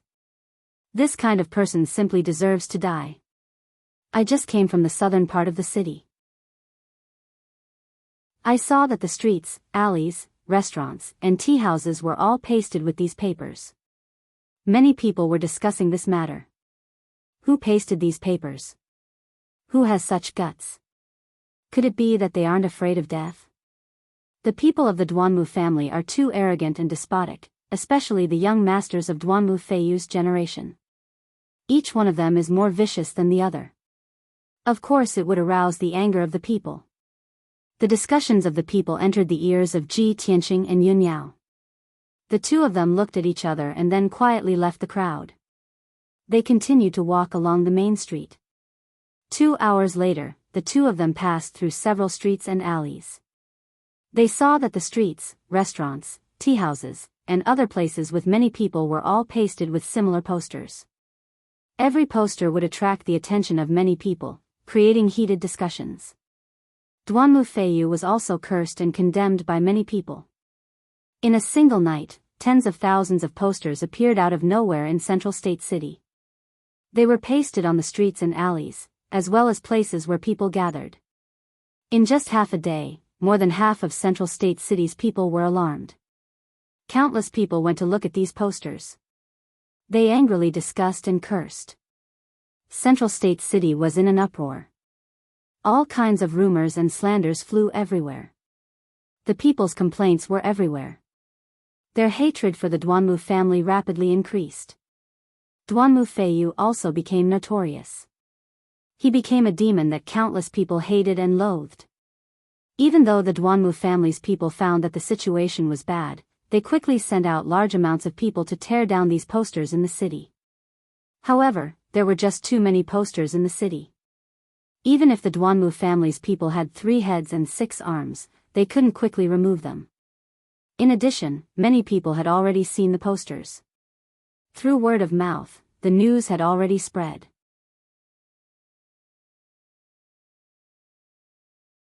Chapter 633.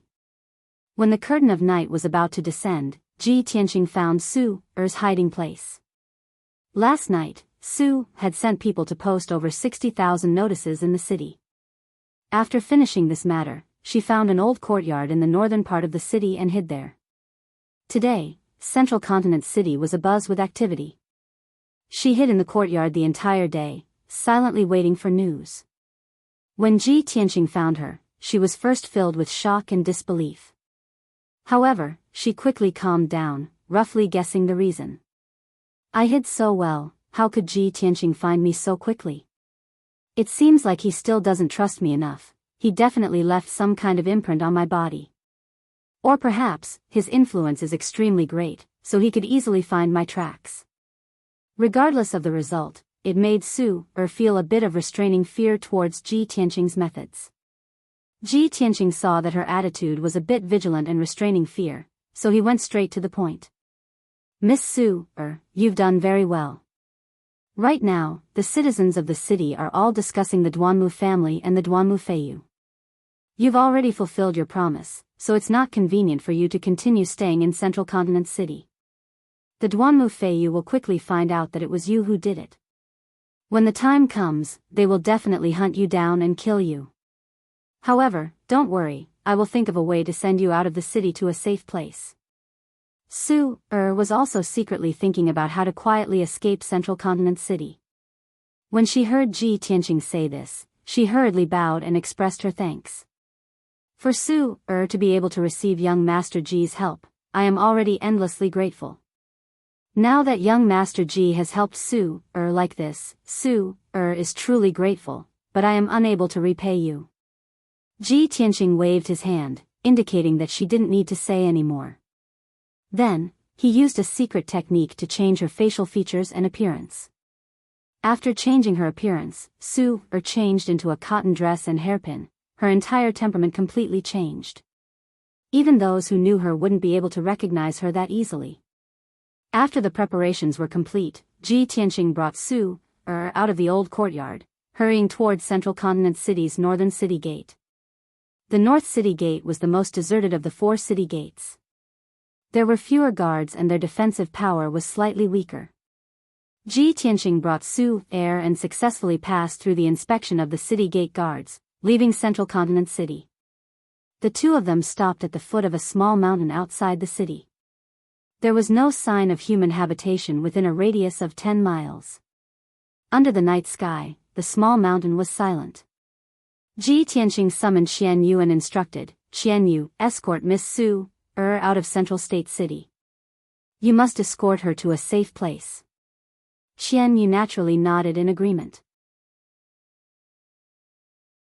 Su, bowed deeply to Ji Tianqing, then rode Xian Yu into the sky and left at lightning speed. Ji Tianqing turned around and returned to Central State City, hurrying towards the Cloud Mist Tavern. 2 hours later, he returned to his room on the 3rd floor of the inn. Yin Yao had already been waiting in the room for a long time. When she saw him return, she hurriedly asked, Tianqing, what's the situation? Ji Tianqing nodded and said, don't worry, everything has been taken care of. I had Xian Yu send Miss Su away. Now, we just need to watch the situation develop. I want to see how the Duanmu family will deal with this matter. Yin Yao frowned slightly and said with a bit of worry, Tianqing, will this really work? Although the common people in the city are discussing spiritedly and spreading many rumors, damaging the Duanmu family's reputation, the Duanmu family will definitely suppress the matter. But the Duanmu clan will definitely think of a way to suppress the storm. At most, Duanmu Feiyu will be punished, but he won't suffer too much loss. Ji Tianqing shook his head. He looked at her and said with a certain tone, Yao Yao, the Duanmu family will definitely suppress the rumors and won't let the common people stir up any trouble. However, this time, the Duanmu Feiyu will definitely not have it easy. He wantonly embezzled the Duanmu family's assets. Even if the Duanmu Huang turns a blind eye and doesn't punish him, what about Duanmu Yulong's mother? As the saying goes, a mother's status depends on her son.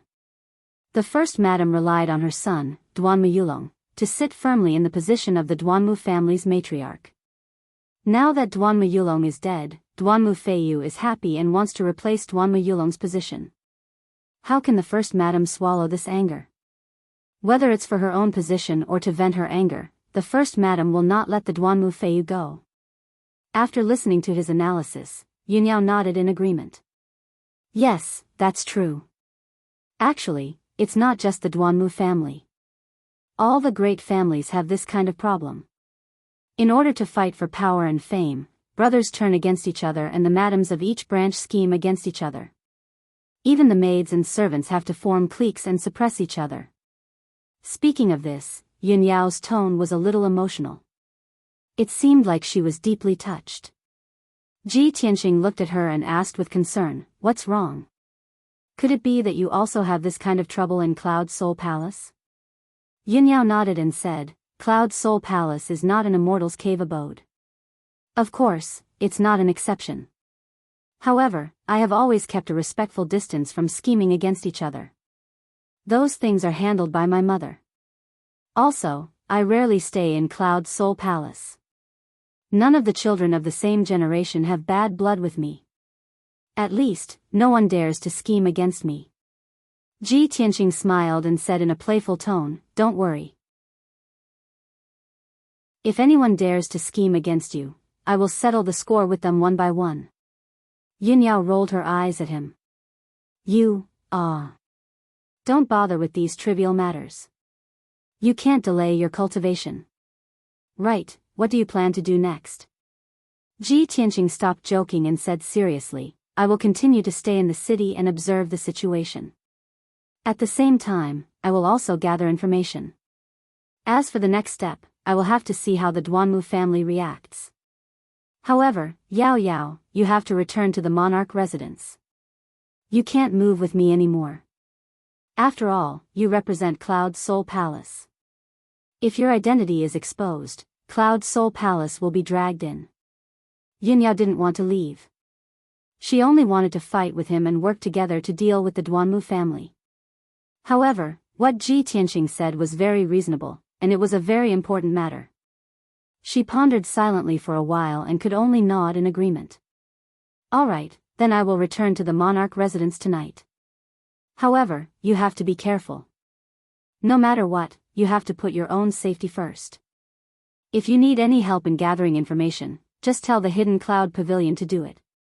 The Yin family's Hidden Cloud Pavilion is spread throughout the cities of Central State. There are branches in every city. Yin Yao warned Ji Tianqing before quietly leaving the Cloud Mist Inn. After she left, Ji Tianqing sat alone in the room and silently meditated to cultivate. A long night passed. At dawn the next day, Qian Yu finally rushed back to the Cloud Mist Inn and flew into the room. "Old Ji, I'm back. I've already followed your orders and sent Miss Su, heir to a safe place." Hearing Qian Yu's voice, Ji Tianqing ended his cultivation and opened his eyes. Very good." He nodded slightly and said in a low voice, "Go back to the 100 treasures brocade pouch and rest. I want to gather information about the Duanmu family's movements before I decide what to do next." Chapter 634. In the depths of the mango forest. 100 miles to the north of Greenwood City, there was a towering mountain thousands of feet high. The Duanmu family's mansion was located at the peak of the mountain, hidden by the clouds and mist. There were more than a dozen ancient and majestic palaces and rows of exquisite and elegant buildings on the mountain peak. The Greenwood Palace facing the plaza at the peak of the mountain was the Duanmu family's main palace and meeting hall. Every time Duanmu Huang discussed important matters with the elders and attendants, they would hold a meeting in the main hall of the Greenwood Palace. It was early in the morning, and there were more than a dozen Duanmu family experts in the main hall. They were discussing an important matter. Sitting on the main throne in the main hall was a skinny middle-aged man with a goatee. He was the family head, Duanmu Huang. Duanmu Huang was silent, but his face was gloomy and there was a hint of anger between his brows. There were 12 experts standing on both sides of the main hall. They were the Duanmu family's elders and leaders. In addition, there was a handsome young man with red lips and white teeth. He was kneeling in the middle of the main hall. This young man was Duanmu Feiyu. The atmosphere in the main hall was a bit stifling, just like the hazy sky outside. The elders and leaders were silent on the surface, but they were secretly discussing something with their spiritual senses. At this time, Duanmu Huang picked up a notice with over 1,000 words on it from the table in front of him. He waved his hand and threw it at Duanmu Feiyu. Swoosh! The light yellow paper landed in front of Duanmu Feiyu and spread out on the ground. The scarlet words on the paper were clear. Duanmu Huang frowned and slammed the table with a face full of anger. He shouted in a deep voice, "You bastard, look at the stupid things you've done."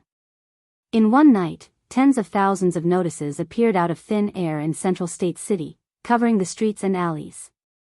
Now, all the people in the city are talking about you, and all the powers are rejoicing in your misfortune.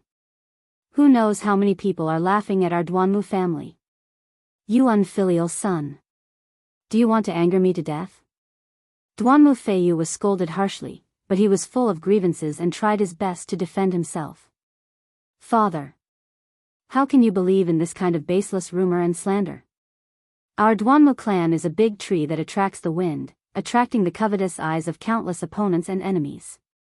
Who would have thought that the opponent this time would be so despicable, to actually use such a despicable method that only mortals would use? Before he could finish, Duanmu Huang shouted again, "Shut up! You bastard, don't you know what you've done wrong? Your elder brother was killed by Ji Tianqing, and his corpse hasn't even turned cold yet.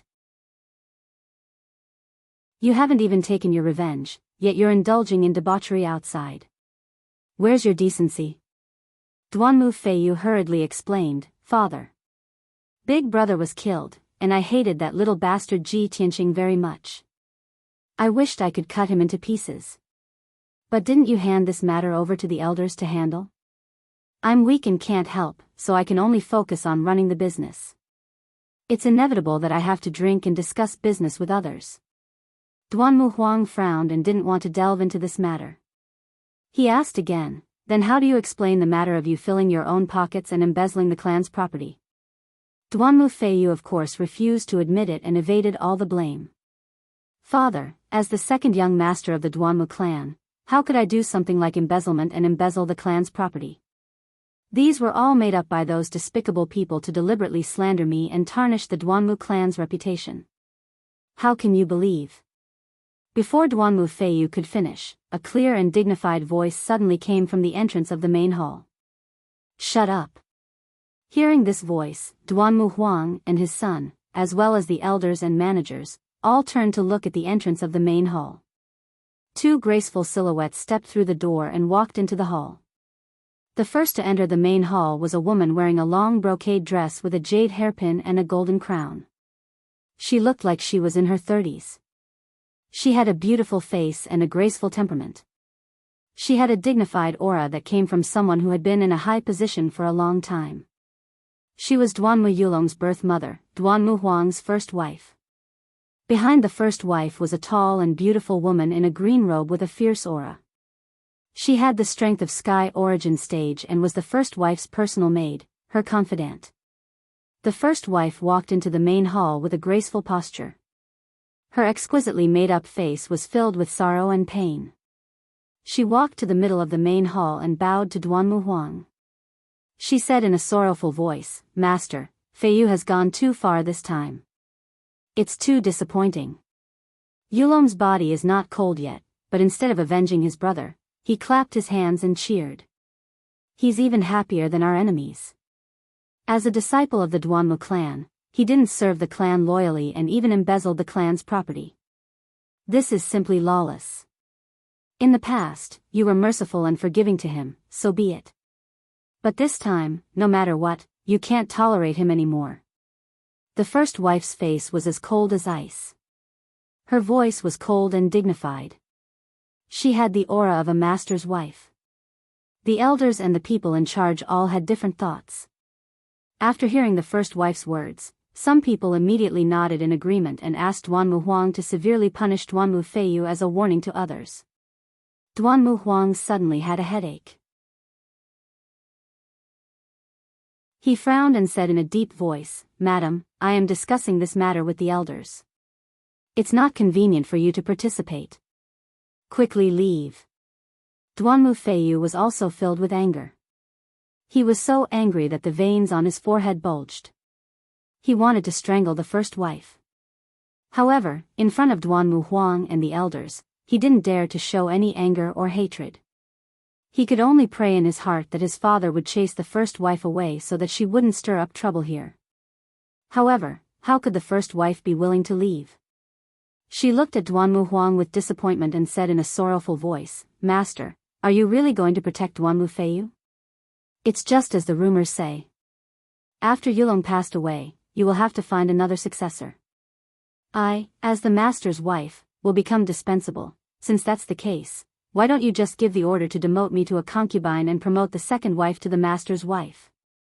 The first wife's tone was truly heartbroken and disappointed. She looked as if she had nothing left to live for. Duanmu Huang immediately frowned and shouted in a deep voice, "Nonsense. This matter hasn't been investigated yet. I am discussing it with the elders. Why are you interfering? He looked at the first wife's servant and ordered, Qing Zhu, immediately take the first wife back to her room to rest. However, Qing Zhu was unmoved. The first wife took out a stack of account books and files from her sleeves and said with a cold smile, Master, I already guessed that you would be kept in the dark by Duanmu Feiyu and believe that he is innocent. Therefore, I have already sent people to investigate the evidence of Duanmu Feiyu embezzling the family's properties. There were 6 books of accounts and files. Every single property that Duanmu Feiyu had embezzled over the past few years was recorded clearly in the books.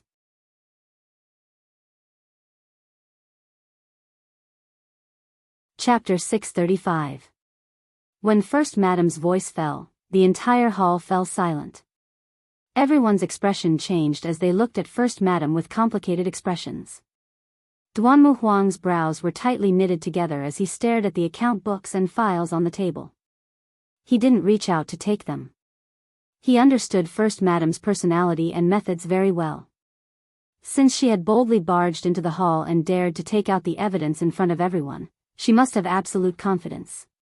He didn't need to look at the account books and files to know that there must be irrefutable evidence. It was obvious that First Madam had seized this opportunity and wouldn't give Duanmu Feiyu a chance to turn the tables. The elders and leaders on both sides of the hall were exchanging glances and secretly communicating with each other through voice transmission.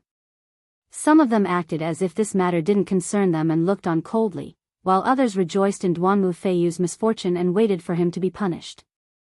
The leaders who supported Duanmu Feiyu had dark looks in their eyes and didn't dare to plead for leniency or dissuade First Madam. Duanmu Feiyu's face was deathly pale as he glared angrily at First Madam's back. His eyes were burning with rage. First Madam had criticized him in the past, but she had only reprimanded him verbally and hadn't really done anything to him. He had never imagined that First Madam would be serious this time and investigate his crimes so quickly. She wanted to kill him in one move. At this moment, Duanmu Feiyu finally realized what kind of scheming, power, and methods First Madam, as the matriarch of the clan. 10 breaths of time passed, but the hall was still silent. Duanmu Huang had no choice but to express his stance. He picked up the account books and files on the table and flipped through a few pages symbolically. The contents of the records were each more shocking than the last. His expression grew darker and darker until it was as cold as ice.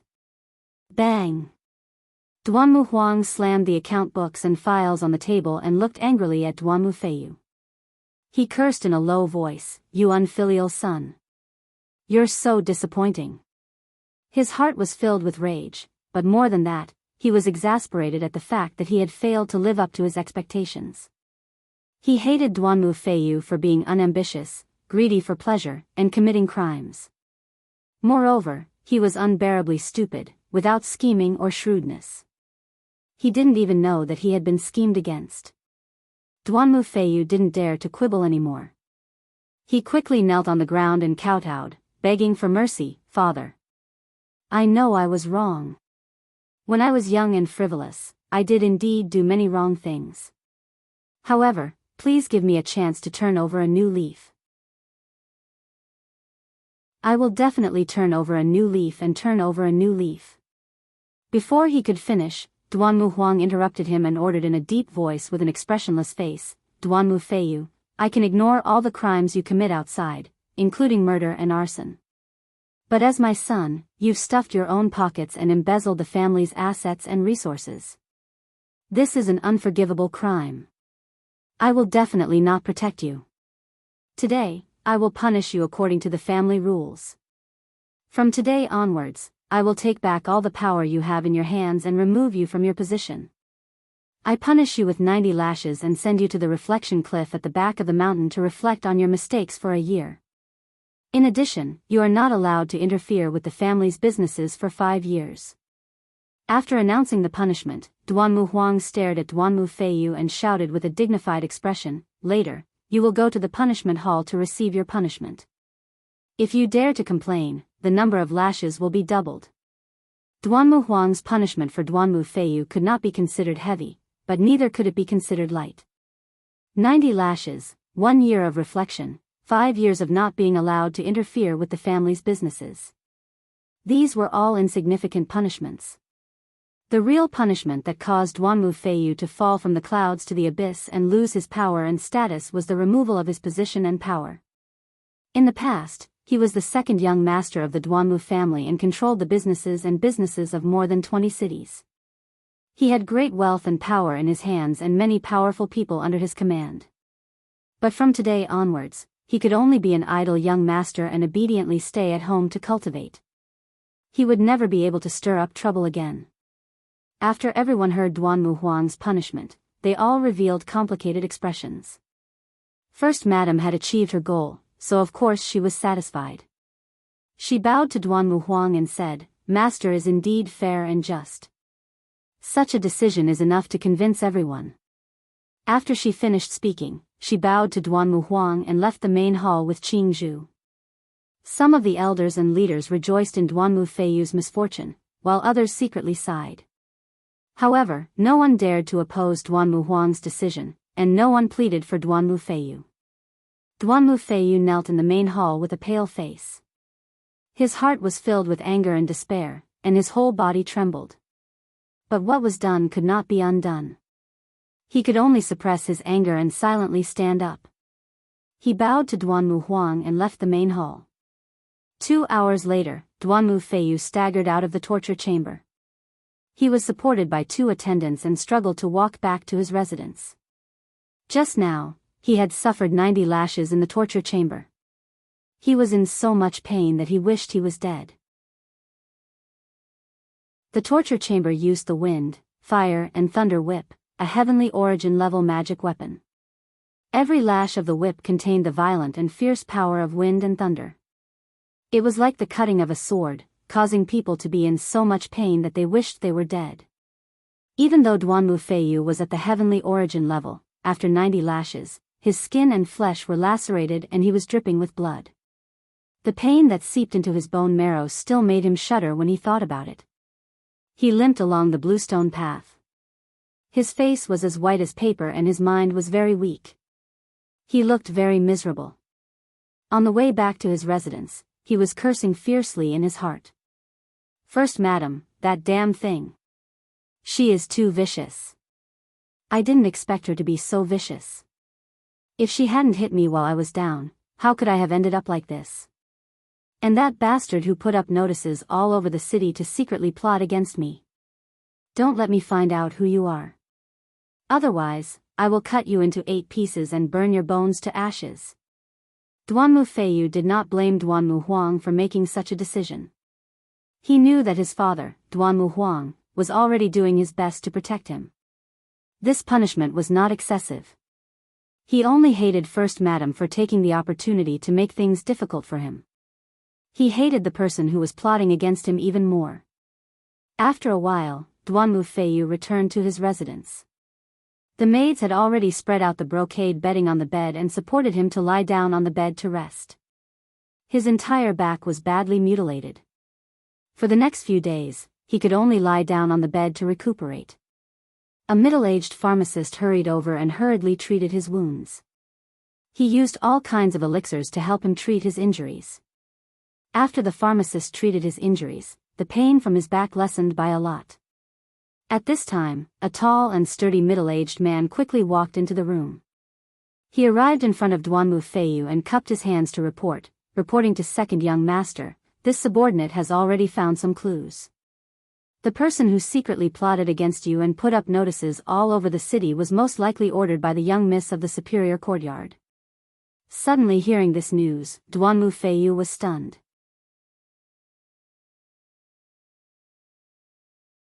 Chapter 636. What? She was the one who did it? Duanmu Feiyu clearly didn't expect that the main culprit who caused him to be in such a state was actually Su. Although this news was rather shocking, he felt that it was inconceivable. However, the middle-aged man was his trusted aide named Nya Kuang.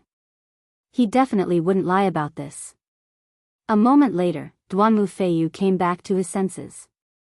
His brows knitted together as he asked with a gloomy expression, "That slut Su, was imprisoned in the Excellence Courtyard by me. How could she have ordered others to harm me? Nia Kuang shook his head and said in a gloomy voice, "Second young master, the commander guarding the Excellence Courtyard just reported that young Miss Su has already disappeared." "What did you say?" Duanmu Feiyu opened his eyes wide again and cursed angrily. "What are those good-for-nothings doing?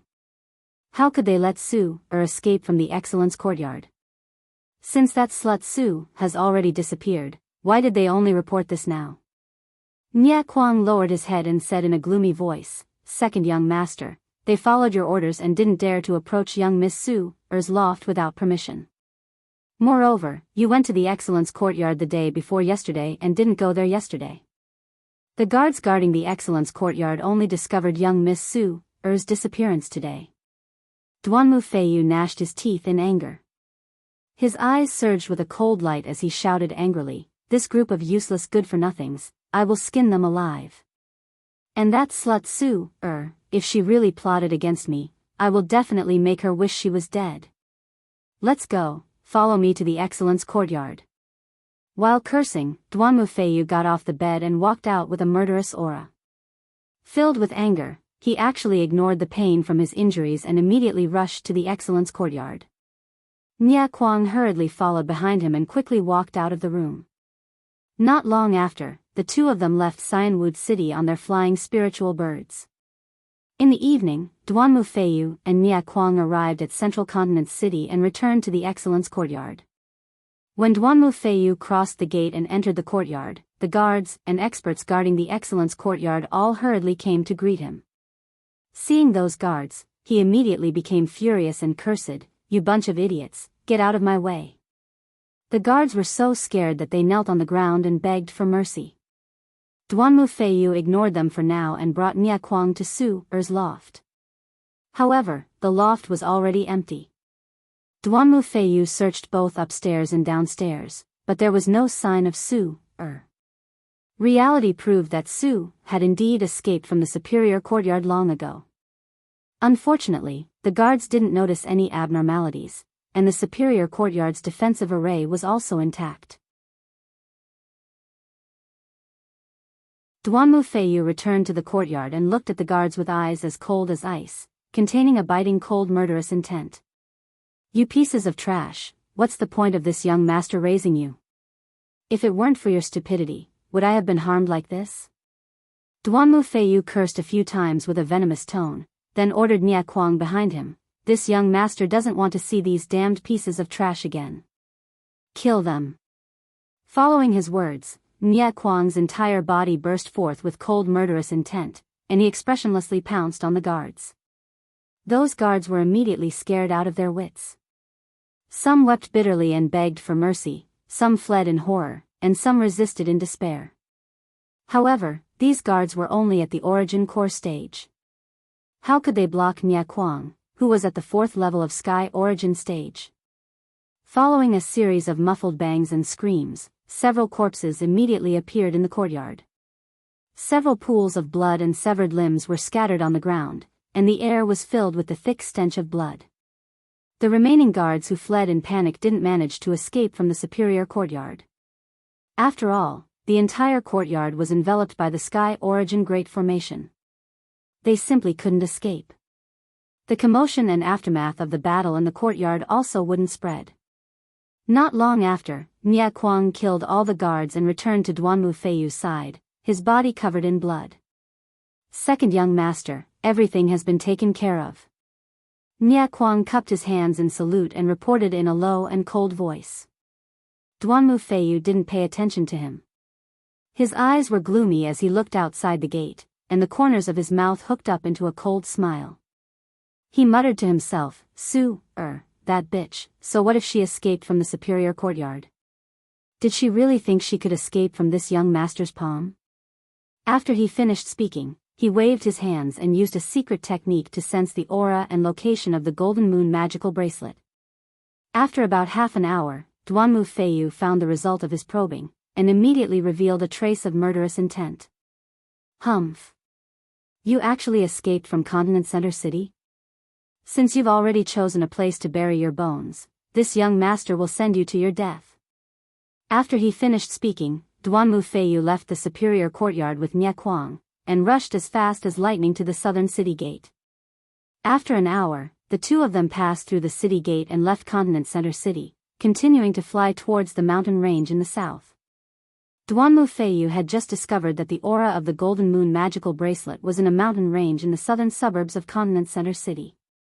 The two of them flew for 50 li in the mountain range, and arrived at the peak of 1,000 zhang tall mountain. Duan Mufeiyu stood in the sky, looking down at the majestic mountain below, and coldly shouted, "It's here." He landed on the mountain peak with Nie Kuang, and once again used a secret technique to search for traces of the Golden Moon magical bracelet. After 100 breaths of time, Duan Mufeiyu sensed the exact location of the Golden Moon magical bracelet. It was about 2 li in front of him. He hurriedly rushed over with Nie Kuang. Whoosh! Whoosh!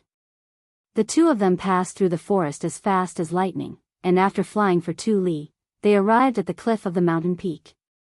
As soon as Duan Mufeiyu flew out of the dense forest, he saw a wide grassland in front of him, and at the end of the grassland was a cliff. At the edge of the cliff, where clouds and mist rolled, stood a tall and straight young man, quietly gazing at the sea of clouds. Duan Mufeiyu was immediately stunned. He frowned as he looked at the back of the young man, and a look of astonishment appeared on his face. He clearly sensed that the aura of the Golden Moon magical bracelet was coming from that white-robed young man. However, he didn't recognize that white-robed young man, and he also didn't understand why the Golden Moon magical bracelet wasn't with Su. At this moment, the white-robed young man turned around, and a cold smile appeared on his handsome face. He said in a mocking tone, "Duan Mufeiyu, I've been waiting for you for a long time." Hearing this, Duan Mufeiyu's expression immediately changed, and his eyes flashed with intense vigilance and wariness. "Who are you? Why have you been waiting for this young master?" The cold smile on the white-robed young man's face became even more playful. A golden light flashed in his palm, and a dark golden bracelet appeared. It was none other than the Golden Moon magical bracelet. "Since you still can't guess who I am, then I'll tell you. I am Ji Tianqing." Duan Mufeiyu's expression changed again, and a thick murderous intent appeared in his eyes. "You're Ji Tianqing? The Golden Moon magical bracelet is actually in your hands. Was it you who saved that bitch Su?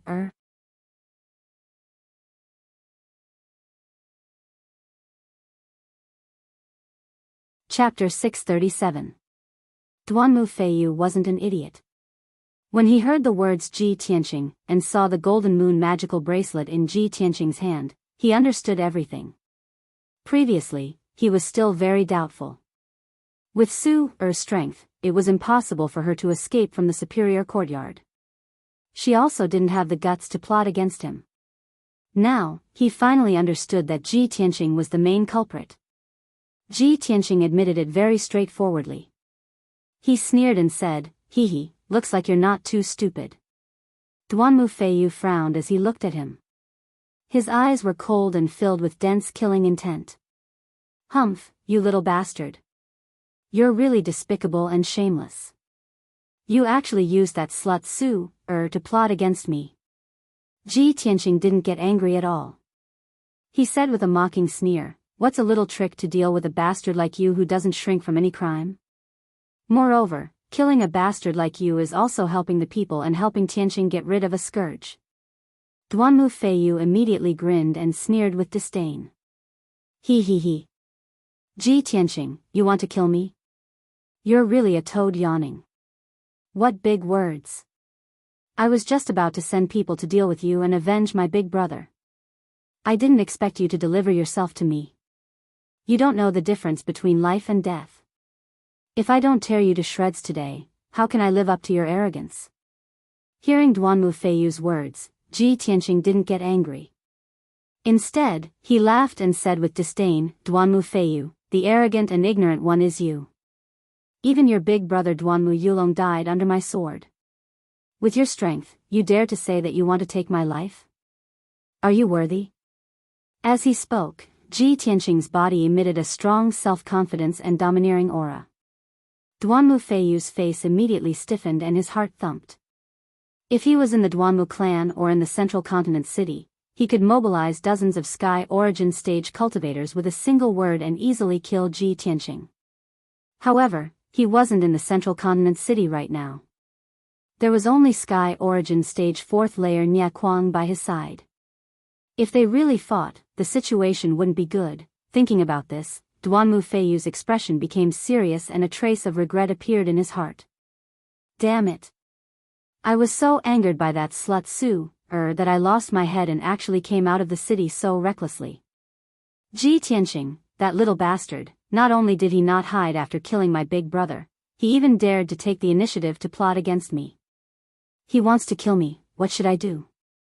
Duanmu Feiyu was thinking about how to escape, but he didn't look scared. He shouted with a murderous look, Ji Tianqing, no matter how powerful you are only at the 3rd level of Sky Origin stage. Do you think you can defeat the two of us? Stop dreaming. Prepare to die. While shouting angrily, Duanmu Feiyu took out a dark cyan treasured saber. He unleashed all of his power and slashed at Ji Tianqing. Sky sweeping waves. The Sky Origin stage dark green treasured saber emitted a dazzling blue light. It condensed into 4 huge saber lights that were 30 meters long and slashed at Ji Tianqing's head. In an instant, the grass within 100 meters was covered by the blue light. The air was filled with bone-chilling coldness. While Duanmu Feiyu was attacking, Nia Kuang had already held his 2 mountain-splitting axes. He roared with a murderous aura and used his ultimate killing move. He used all his strength. His body expanded to twice its original size. His whole body was emitting a violent murderous aura. Moon-shattering slash. Nia Kuang waved his black mountain-splitting axes and fiercely slashed out 6 fierce golden axe shadows. Suddenly, Ji Tianqing's figure was covered by the saber lights and axe shadows. He was like a small boat in a huge wave that could capsize at any time.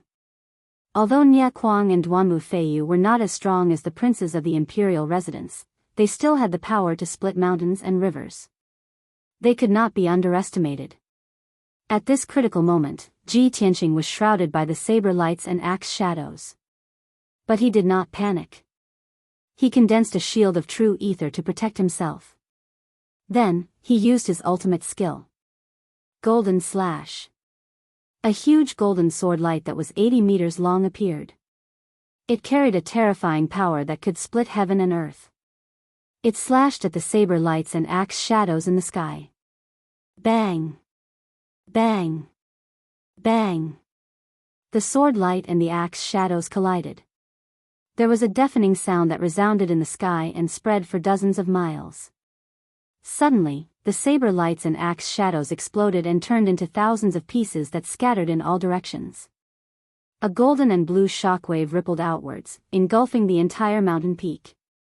In the blink of an eye, the dense forest on the mountain peak was crushed into powder by the shock waves. A huge crater with a radius of 100 meters appeared on the ground. The huge golden sword light was still intact. It carried an incomparably violent power and slashed at Nia Kuang. Bang! Nia Kuang was sent flying by the sword light. The mountain-splitting axes in his hands also flew out. He was still tumbling in the air when he opened his mouth and spat out blood and screamed in pain. His true ether shield was shattered by the sword light. A huge long and narrow wound appeared on his chest, revealing the white bones inside. Dark red blood gushed out like a tide and sprinkled down from the sky.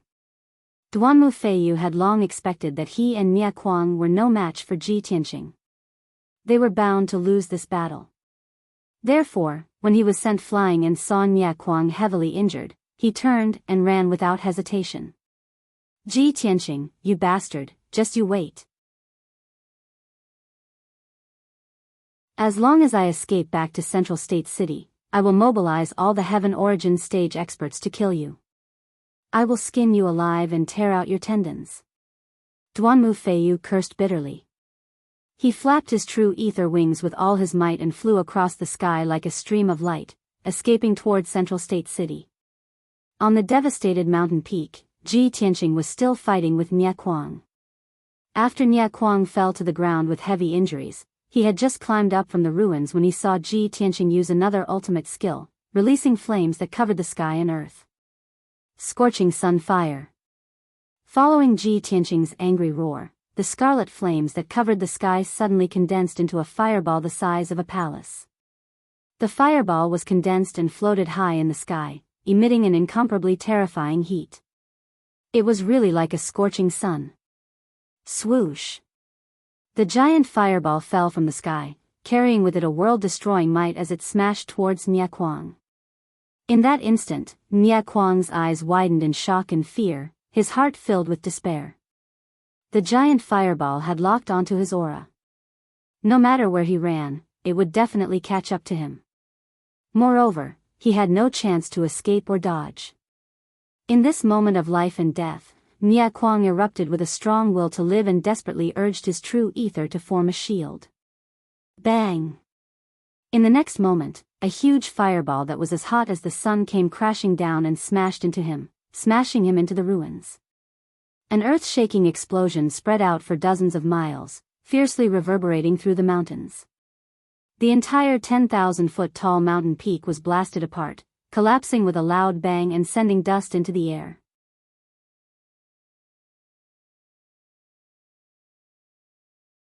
Chapter 638. Nia Kuang was only Duanmu Feiyu's trusted guard, an ordinary cultivator of the 4th level of Sky Origin stage. Even Duanmu Yulong couldn't block Ji Tianqing's attack. How could he survive? When the blazing sun flame shattered the entire mountain, Nia Kuang was also blasted into pieces and burned to ashes.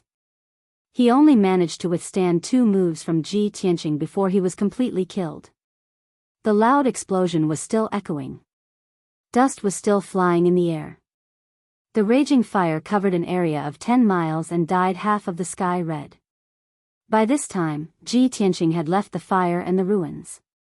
He flapped his golden wings and flew across the sky like a shooting star, chasing after Duanmu Feiyu. Duanmu Feiyu had just flown 10 miles away and was feeling lucky.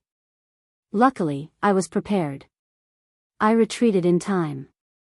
Otherwise, I would have been killed by Ji Tianqing. Nia Kuang being killed is nothing. I just hope he can stall Ji Tianqing for a while and buy some time for me. As this thought flashed through his mind, a dazzling golden light suddenly flew over his head. Swoosh! That golden light was extremely fast. In the blink of an eye, it was more than 1,000 meters away from him and stopped in the sky. A tall and straight figure in a white robe appeared. Duanmu Feiyu's face froze and his heart sank to the bottom. Ji Tianqing, that little bastard. How can he be so fast?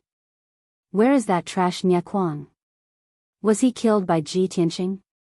Duanmu Feiyu was terrified. He had no choice but to stop and stare at Ji Tianqing with an ugly face. Ji Tianqing stood in the sky 200 meters away from him. He sneered and said, Duanmu Feiyu, since I have lured you out, I will not let you go back. Don't dream of going back to the city to get reinforcements. Just accept your death obediently. Duanmu Feiyu's brows were tightly knitted. There was some fear in his heart as he shouted, Ji Tianqing. Although you killed my big brother, I have no enmity with you. Why do you want to kill me? Ji Tianqing curled his lips and said with a cold smile, no enmity between us? I already have a blood feud with your Duanmu clan, so it's impossible for your Duanmu clan to let me off no matter what.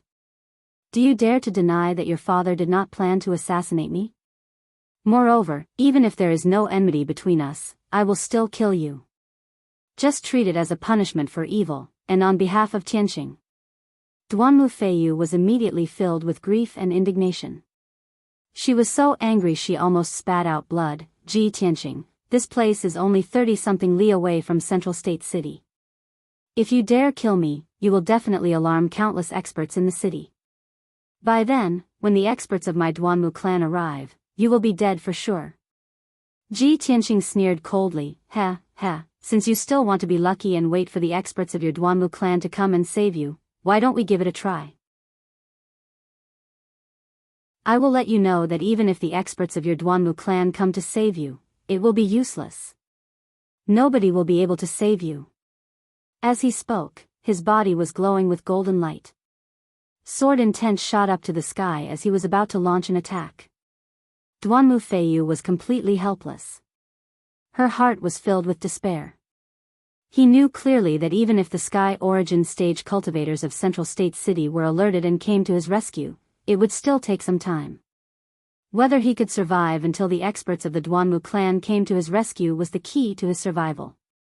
However, the answer was obvious. Even Nie Kuang, who was at the 4th level of Sky Origin Stage, was killed in 2 moves. How could he survive for long? Thinking of this, Duanmu Feiyu was filled with anxiety and grief.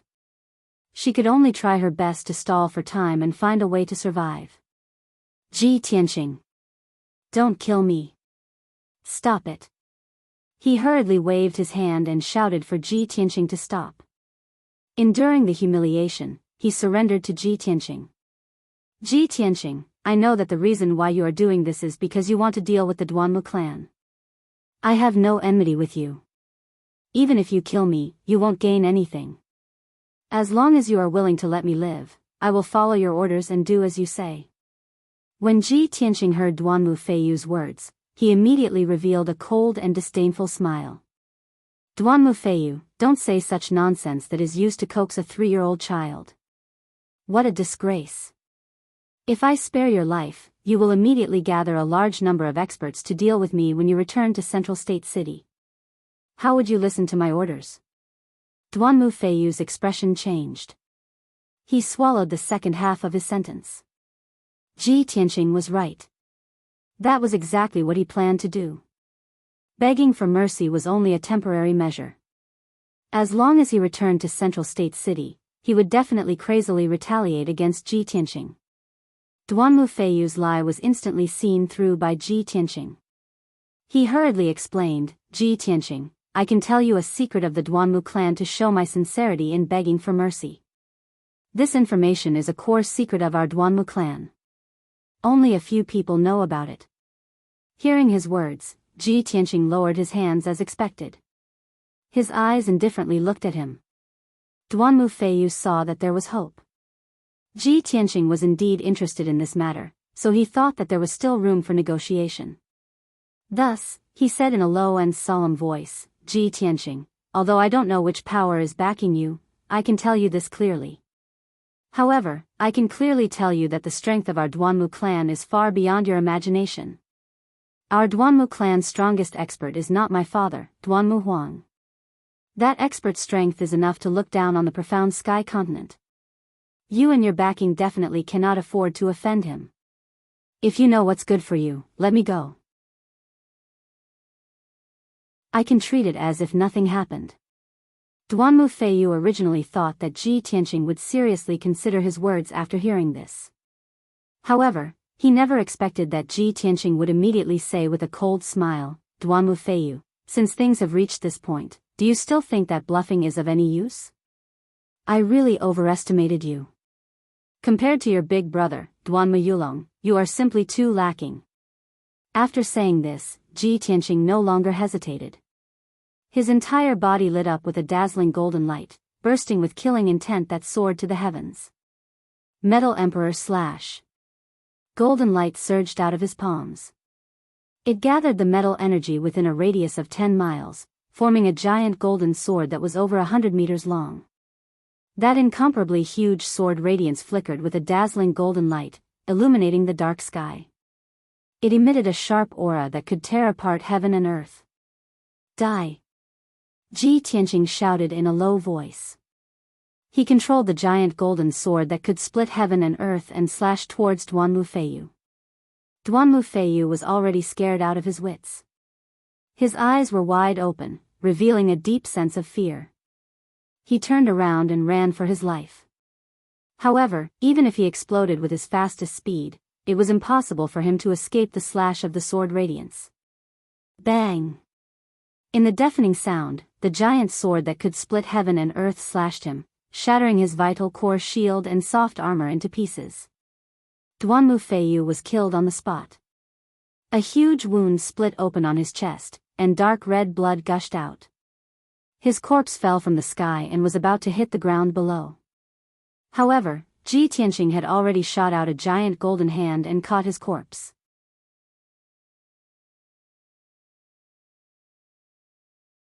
Chapter 639. Ji Tianqing carried Duanmu Feiyu's corpse and flew across the dark sky as fast as lightning, leaving the southern outskirts mountain range. He did not return to Central State City. Instead, he rode Qianyu and flew southeast as fast as a ray of light. At this time, some Sky Origin stage experts in Central State City noticed the commotion in the southern outskirts mountain range and hurried over. However, when they entered the southern outskirts mountain range, they could only see collapsed mountains and ruins covered in cracks. They did not know who had fought here. The night passed quickly. At dawn the next day, Ji Tianqing passed through the famous Mangu forest and entered Greenwood City. At this time, the sky was still dark. The entire Greenwood City was still in a deep sleep and was very quiet. Ji Tianqing crossed Greenwood City and arrived at a mountain peak 100 miles north of the city. He quietly arrived at the peak of the mountain. The Duanmu mansion at the peak of the mountain was shrouded in a thick morning fog, faintly discernible. He did not enter the Duanmu mansion's palace. He hid in the dark and observed for a while. Then, he threw Duanmu Feiyu's corpse on the square in front of the main hall and quietly left. His movements were very fast and stealthy. He avoided several patrolling guards. No one knew what he was doing. Not long after he left, a group of patrolling guards passed by the square and found the corpse. 9 guards in green armor immediately surrounded the blood-soaked corpse when they saw it. When they recognized the corpse as Duanmu Feiyu, they were stunned on the spot.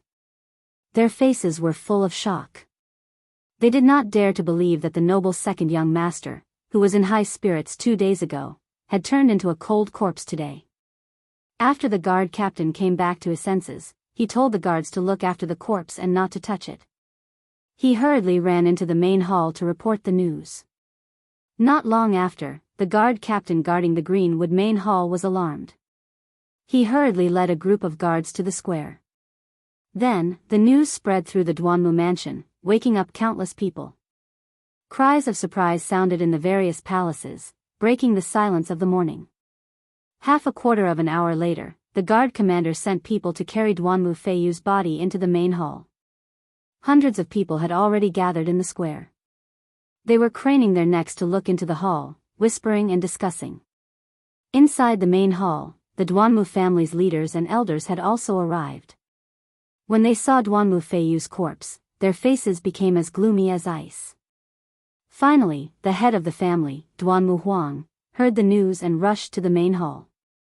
Hearing the bad news early in the morning, his mood was naturally irritable. His eyebrows were filled with anger and killing intent. When he saw Duanmu Feiyu's body with his own eyes, his face immediately darkened, and his whole body emitted a terrifying chill and murderous intent. Who can tell me what's going on? Wasn't Feiyu reflecting on his mistakes in the back mountains? Why was he murdered? Where was his body found? Duanmu Huang's voice was filled with murderous intent as he roared in anger. If one looked closely, one could see the murderous intent in his eyes. The guard commander hurriedly took 2 steps forward, clasped his hands and reported, "Master, 15 minutes ago, a group of guards was patrolling the square. They found second young master." After he finished, Duanmu Huang's face turned even darker. The coldness from his whole body became even more intense. Several elders and leaders also began to whisper to each other as they discussed. Second young master was still in the house yesterday morning. How could he be killed today? Second young master was protected by Nie Kuang. He was at the second level of Sky Origin stage. How could he be killed so easily? I wonder where Feiyu was killed. Was it in the house? Greenwood City? Or somewhere else? Who was the one who did this? How could they kill Feiyu at this critical moment? I'm afraid second madam is going to make a scene.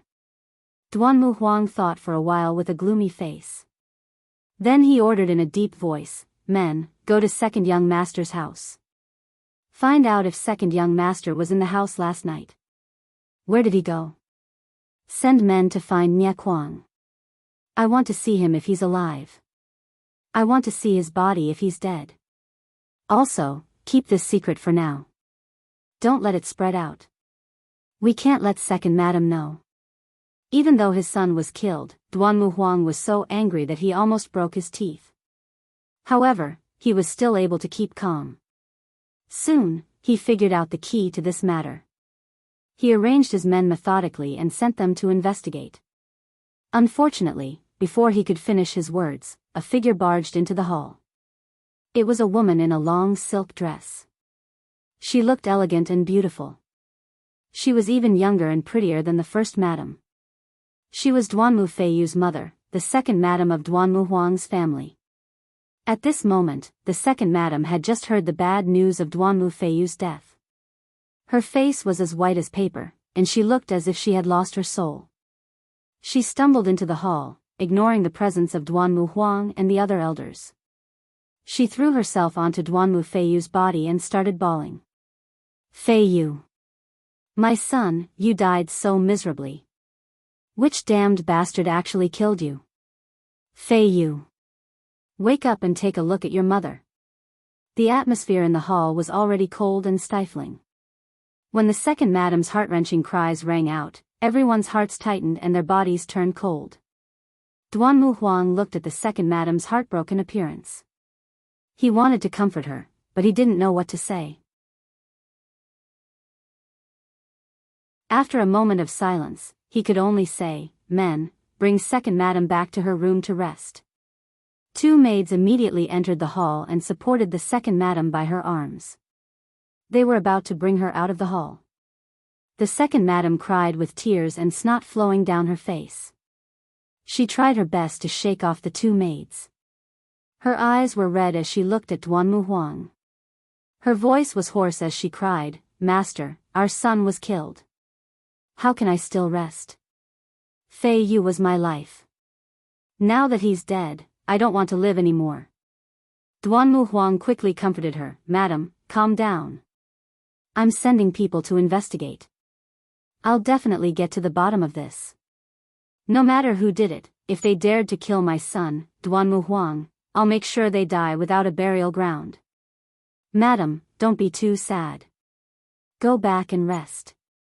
I'll handle this matter." However, the second madam didn't listen to his comforting words. She sneered as if she had gone crazy. Get to the bottom of this? What's there to investigate?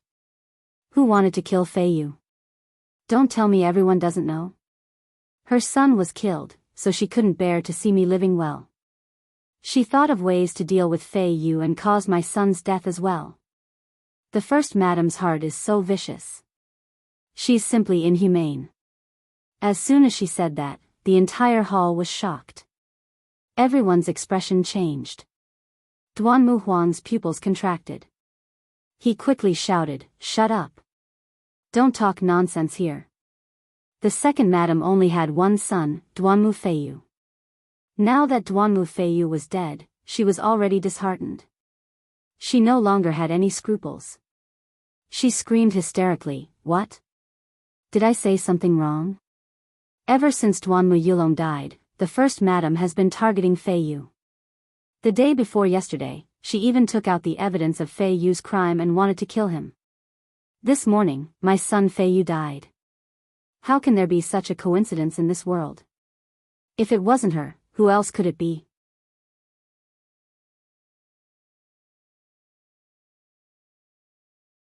Chapter 640. The heartbroken second madam was crying and making a fuss in the Greenwood main hall. The pain of losing her son had caused her to lose her rationality and become unreasonable and crazy. Originally, she had been riding on the crest of success during this period of time. She had been favored because of the Duanmu Feiyu's status. Not long after, she would gradually replace the first madam and become the Duanmu family's mistress. However, before she could be happy for a few days, the Duanmu Feiyu had been killed. Although she did not know who the murderer was, she was certain that it was the first madam who did it. After all, the first madam was the most suspicious and had the most reason to kill the Duanmu Feiyu. The second madam was not the only one who thought this. The other elders and leaders also had the same thought. It was just that everyone was muttering and doubting in their hearts, and they didn't dare to say it out loud like second madam. The Duanmu Huang had a headache, but he could not punish the second madam. He could only patiently console her. As the head of the family, he had to deal with things fairly. He could not favor one over the other. However, the second madam was truly turning the world upside down. The Duanmu Huang could only use some methods and use the power of his divine sense to temporarily put her to sleep. The Duanmu Huang had 2 maids take the second madam away to rest. Only then did the main hall quiet down. Of course, everyone knew that this was only a temporary measure. Since the second madam had caused such a ruckus, she definitely would not let it go. She would definitely fight to the death with the first madam. Not long after, the guard commander quickly returned to the main hall and respectfully reporting to family head, this subordinate has already gone to the second young master's residence and interrogated the guards and servants. Yesterday, the second young master was not in the residence. He took Nia Kuang out to handle some matters.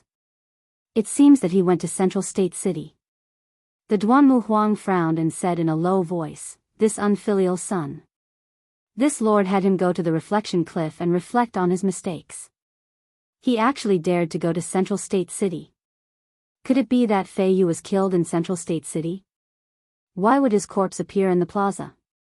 Even with the Duanmu Huang's wisdom, he could not understand what was going on. After pondering for a moment, Duanmu Huang ordered in a deep voice, "Send an order to Central Continent City.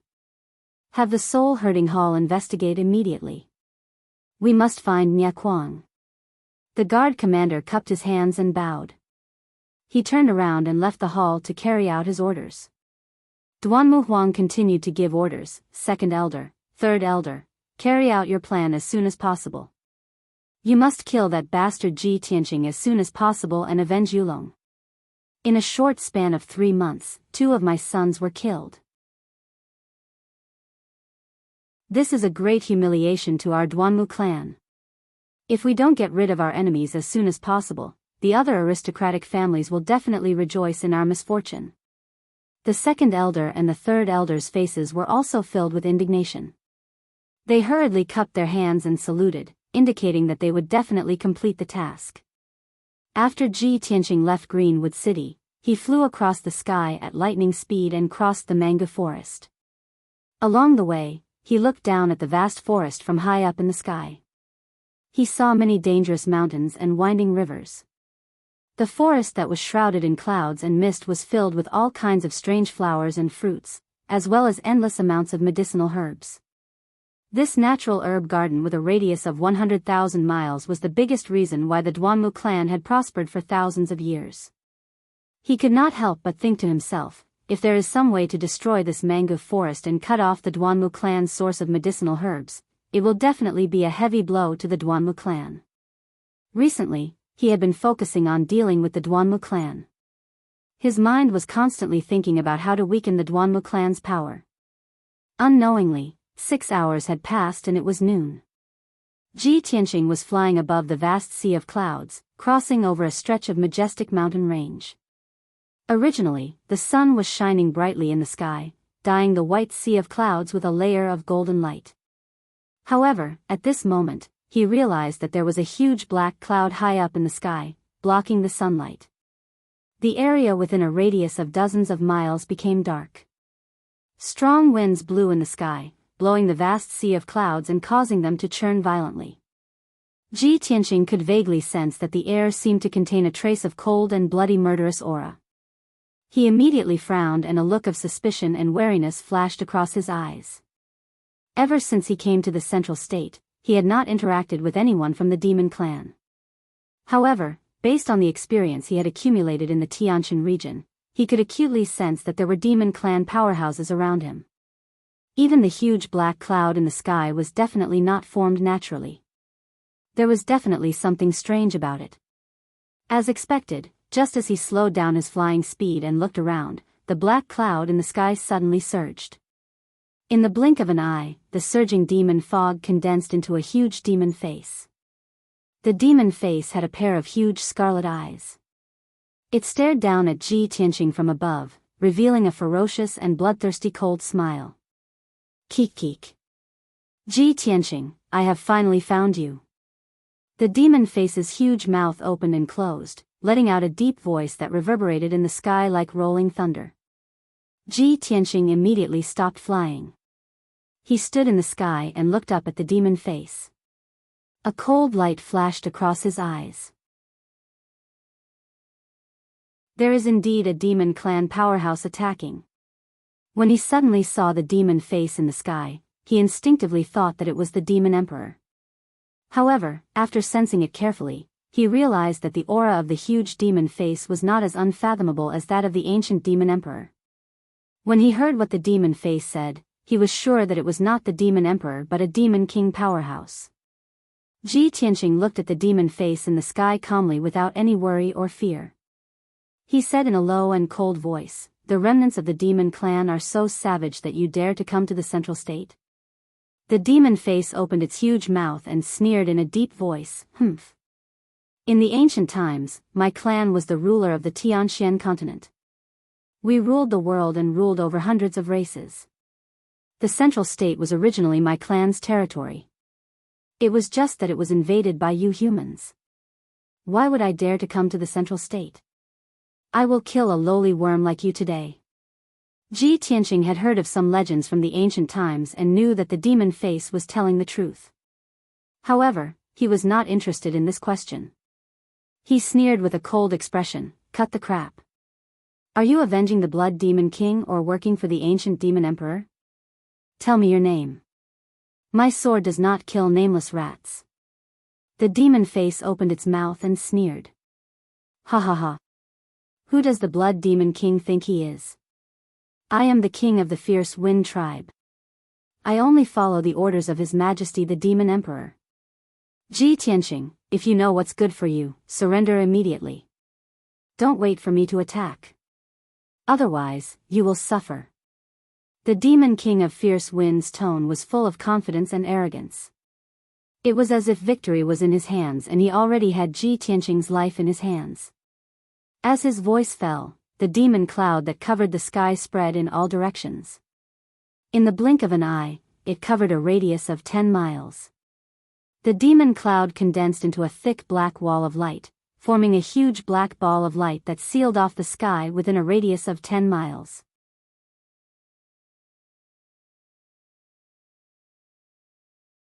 Chapter 641. The black light barrier was like a huge cage, trapping Ji Tianqing within. Endless demonic aura poured down, filling the entire black light sphere and drowning Ji Tianqing's figure. The demonic aura contained a bone-chilling coldness and a powerful corrosive force. Even though Ji Tianqing's body had been tempered thousands of times, his physical strength and defense were far superior to divine prime experts of the same level. However, after being infected by the demonic aura, he still felt a stabbing pain all over his body, and his skin was corroded black.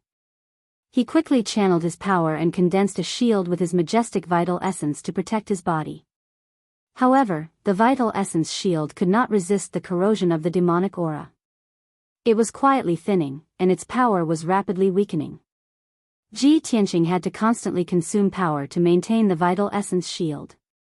Even if the Demon King of Lifeng did not attack, his vital essence would be exhausted after staying in the demonic aura for 2 hours at most. What secret technique is this? How can it be so powerful? He was a little surprised and muttered to himself. At the same time, the Demon King of Liefeng's mocking laughter came from the dark demonic aura behind him. "Ha ha ha. Ji Tianqing, I've been watching you for a long time, and I've made ample preparations before attacking. I've carefully prepared the dark cage for you. As long as you're trapped in it, there's no way you can escape. Are you panicking? Are you afraid? Don't worry, I'll let you slowly taste the pain and despair."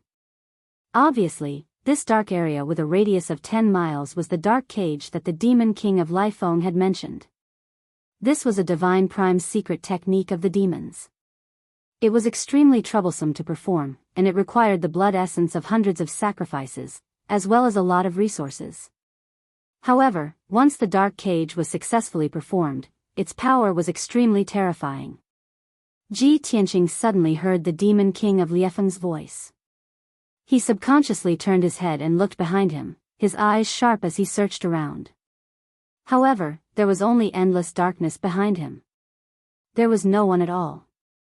Even if he used his spiritual sense to investigate, he could not find the demon king of Liefeng's body. As such, even if he wanted to resist, there was no way he could do it. Dark cage? I'd like to see how long your meticulously prepared secret technique can trap me. Ji Tianqing raised his eyebrows, his eyes revealing an unyielding fighting spirit. A cold light flashed in his palm, and a dark sword appeared out of thin air. It was the Black Dragon Sword. 9 Heavens Dragon Soars. Ji Tianqing abruptly unsheathed his sword and slashed out a 40-meter-long cold sword aura, fiercely hacking at the darkness ahead. The giant ice sword lit up with a dazzling sword light, bursting forth with an invincible and terrifying power.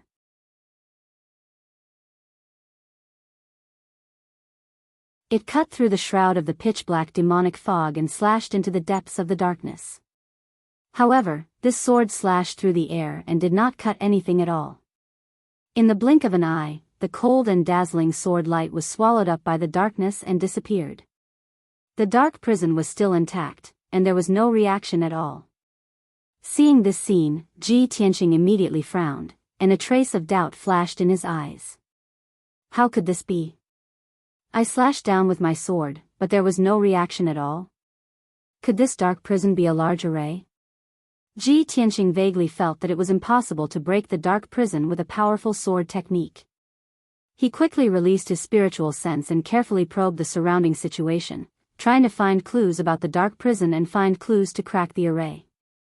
Unfortunately, he could not find any clues after observing for a while with his spiritual sense, nor could he see how the array was constructed. This result made him even more puzzled, and he thought to himself, no. With my attainments in array Dao, even if I can't crack all of the Tianyuan arrays, I should be able to find clues. At least I can detect the existence of the array and sense the power of the array. The Demon King of Liefeng is also at the Tianyuan stage, and it's impossible for him to set up a soul-level array. If this dark prison is a Tianyuan array, I should be able to find clues. Could it be that this is not a large array? Just as Ji Tianqing was calmly analyzing, the Demon King of Liefeng's sneer came from the darkness behind him. Huh, Ji Tianqing, I know you're good at array Dao and good at cracking large arrays. But you'll never be able to crack my dark prison. How could a despicable human worm like you understand the wonders of my race's secret technique? Hearing the Demon King of Liefeng's confident and proud words, Ji Tianqing was immediately sure that the dark prison was not a large array, but a secret technique of the demon race. Moreover, he had been waiting for the Demon King of Liefeng to speak again. When the Demon King of Liefeng's voice sounded, he had already swung the Black Dragon's sword at lightning speed and slashed at the darkness behind him. Swoosh! A giant golden sword appeared out of thin air, bursting with a power that could destroy everything, and slashed at the darkness 100 meters behind him. However, the darkness was empty, and there was only a large mass of dark demonic fog.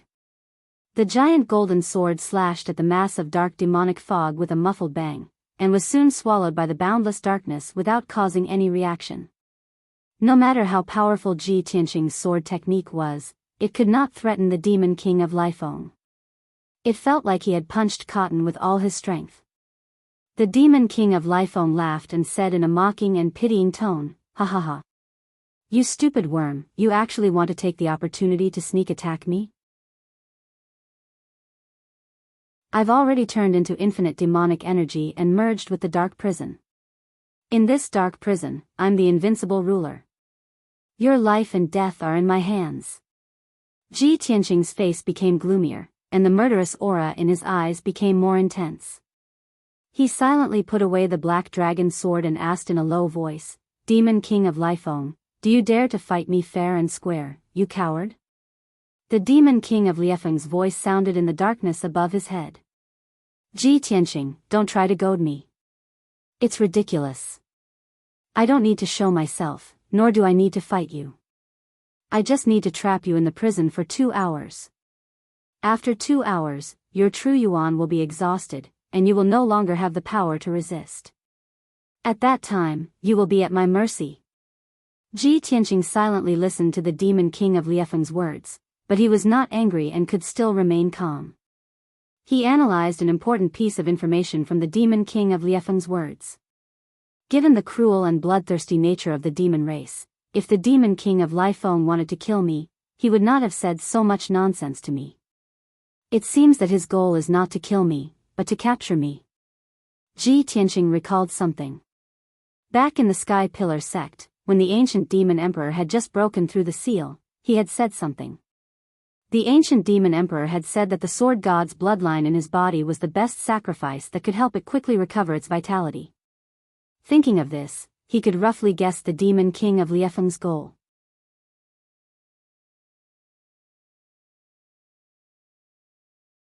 Chapter 642. Ji Tianqing had already guessed the demon king Liefeng's intention. However, he could neither escape from the dark cage nor fight the demon king Liefeng head-on. Helplessly, he could only fly forward with all his might. He wanted to rush to the edge of the dark cage and find a way to break the barrier. However, after flying for more than 10 miles in the darkness, he still could not reach the edge of the dark cage and return to his original spot. This time, Ji Tianqing was really at his wit's end. He could only circulate his energy to resist the erosion of the demonic qi and try his best to think of a way to escape. The dark cage has a radius of 10 miles. No matter what sword technique I use, I can't break the cage. Since the sword technique is useless, I can only try that magic treasure.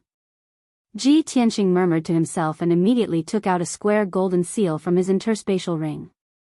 This was the Domain Lord's golden seal of the Tianqian Domain Lord and a soul-level magic treasure refined by the Emperor himself, the Seal of Mountains and Rivers. Ji Tianqing had never used the Seal of Mountains and Rivers since he obtained it. This time, he wanted to test the power of the Seal of Mountains and Rivers and see if it could help him escape from the Demon King Liefeng's dark cage. Holding the Seal of Mountains and Rivers in his left hand, he waved his right hand with a solemn expression and used a secret technique to control the power of the Seal of Mountains and Rivers. When his right hand shot out beams of true essence into the Seal of Mountains and Rivers, the entire golden seal immediately burst out with a dazzling golden light. Swoosh! The dazzling golden light spread out and formed a 5-meter golden light shield that enveloped Ji Tianqing and protected him. The golden light contained a sacred and powerful power that immediately dispelled the darkness and blocked the erosion of the demonic qi. Ji Tianqing only felt the pressure suddenly reduced and the endless demonic qi in the cage could no longer touch him. At this time, the Demon King Liefeng's voice came from a cloud of demonic qi 100 meters behind him. What kind of treasure is this? The Demon King Liefeng's tone was full of surprise and a trace of fear. Ji Tianqing sneered and shouted in a cold tone, "Of course it's a treasure that will take your life." As his voice fell, his right hand formed a mysterious seal and injected a vast amount of true essence into the Seal of Mountains and Rivers. Open! Ji Tianqing suddenly shouted coldly, activating the Seal of Mountains and Rivers to release a dazzling golden light that covered the sky. The dazzling golden light condensed into a huge pillar of light, which blasted fiercely into the darkness behind him. Boom! The 100-meter-long golden pillar of light carried a destructive power as it pierced through the layers of demonic mist and struck the black light barrier at the edge of the cage. An earth-shattering explosion was heard, and it reverberated fiercely in the dark sky. Several huge cracks appeared on the walls of the cage, spreading in all directions. The entire cage of darkness began to tremble violently, as if it was unable to bear the burden and would collapse at any moment. In the dark prison, the demonic qi and black clouds churned violently.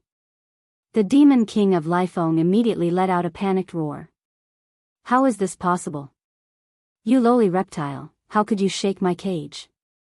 Ji Tianqing saw that the power of the Seal of Mountains and Rivers was indeed strong, and his eyes were filled with joy.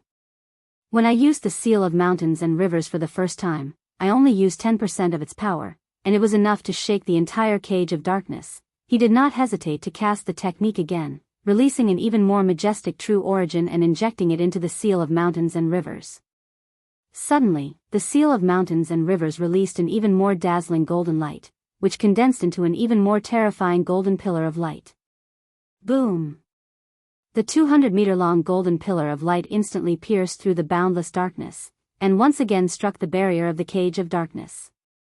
Amidst the deafening noise, a huge hole was blasted open in the black light barrier, and dense cracks appeared. The golden pillar of light passed through the hole and disappeared in the blink of an eye. However, the cracks around the hole were rapidly extending and expanding, causing the entire cage of darkness to be on the verge of collapse. Seeing that the cage of darkness was about to break, the demon king of Lifeng could no longer maintain his calm and roared furiously. "Bastard! Little bastard, don't even think about escaping from my suppression." The dozens of demonic clouds hidden in the darkness immediately gathered together and condensed into a 100-meter-tall humanoid beast. It was a gigantic beast covered in pitch-black scales. Its limbs were extremely thick and sturdy, and its head was huge. It had a wide and flat mouth, and there were several rows of sharp barbs on its spine. Moreover, it had a huge crocodile-like tail, which was covered in black barbs. This ferocious-looking humanoid beast was the true form of the demon king of Lifeng. It roared angrily and pounced on Ji Tianqing as fast as lightning, waving its pair of giant claws and smashing down. Its claws were the size of a 2-story building, and the black claws were sharp enough to crush a 1,000-meter-tall mountain. If Ji Tianqing was hit by the huge claws, he would be severely injured even if he did not die. However, Ji Tianqing did not retreat. He looked coldly at the demon king of Lifeng, and once again activated the power of the Seal of Mountains and Rivers. Dragon Shadow of Mountains and Rivers. The Seal of Mountains and Rivers once again released a dazzling golden light, which condensed into a 300-meter-long golden spear shadow. It erupted with a power that could destroy everything and blasted at the demon king of Lifeng. The demon king of Lifeng felt the terrifying power of the golden spear shadow. His body immediately trembled, and his eyes widened in horror. He subconsciously stopped pouncing and wanted to avoid the bombardment of the golden spear shadow. However, he was too close to Ji Tianqing, and the speed of the golden spear shadow was too fast. Everything was too late. Kaboom! A thunderous sound burst out and reverberated violently in the dark cage. The powerful golden spear shadow instantly pierced through the demon king of Lifeng's huge claws and blasted his thick and sturdy left shoulder that was covered in scales. The demon king of Lifeng was immediately blasted away and slammed into the dark cage's barrier. Boom! In the dull loud sound, the dark light barrier was smashed and completely collapsed. The golden spear shadow pierced through the demon king of Lifeng's left shoulder and flew out of the dark cage, disappearing into the sky. The dark cage finally broke into pieces, turning into demonic chi that covered the sky and the earth, spreading out in all directions. The demon king of Lifeng screamed in pain. Black blood gushed out from his wounds. He fell from the sky and smashed into the dense forest. Swoosh! Ji Tianqing's body flashed. He went through the rolling demonic chi and flew back to the forest. He looked down at the forest and saw the demon king of Lifeng lying miserably in the forest, still struggling. Soul-level magical weapons are indeed powerful. This is my first time using it. I haven't mastered the secret technique yet I can already release such a powerful attack. Not only did I break the dark cage, but I also severely injured the demon king of Lifeng, who is at Sky Origin Stage Level 7.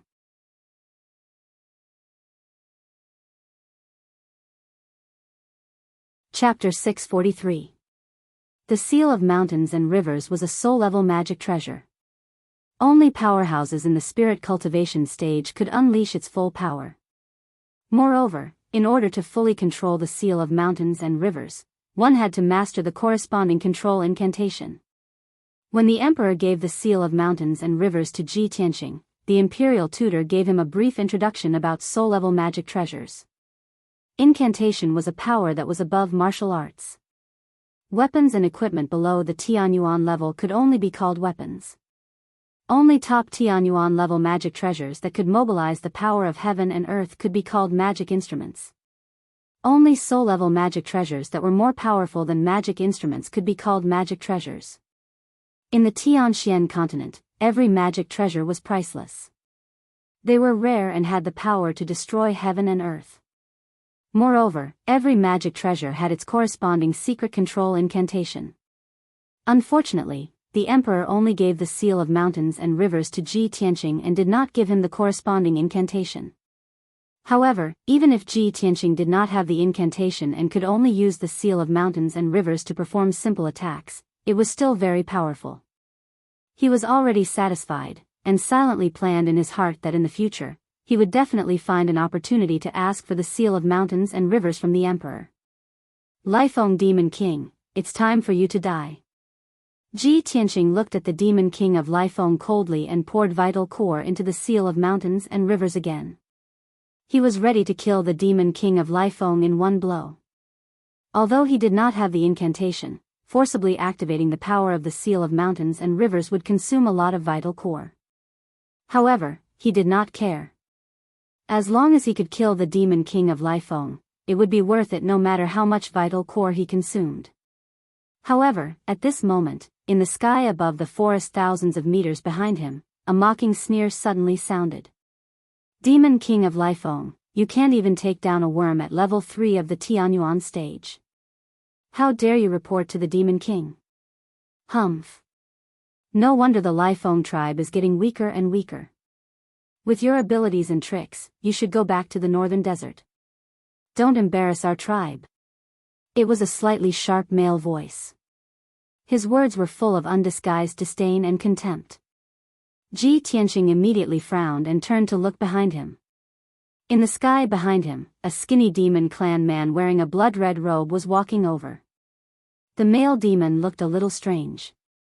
His skin was pale and bloodless, like a corpse. His dark red waist-length hair was tied into 3 braids. A few fangs were exposed in his flat mouth, and blood was dripping from them. Although this male demon maintained his human form, he still looked ferocious and terrifying. Ji Tianqing could also clearly sense that this person's strength and aura were even more unfathomable than the Demon King of Lifeng.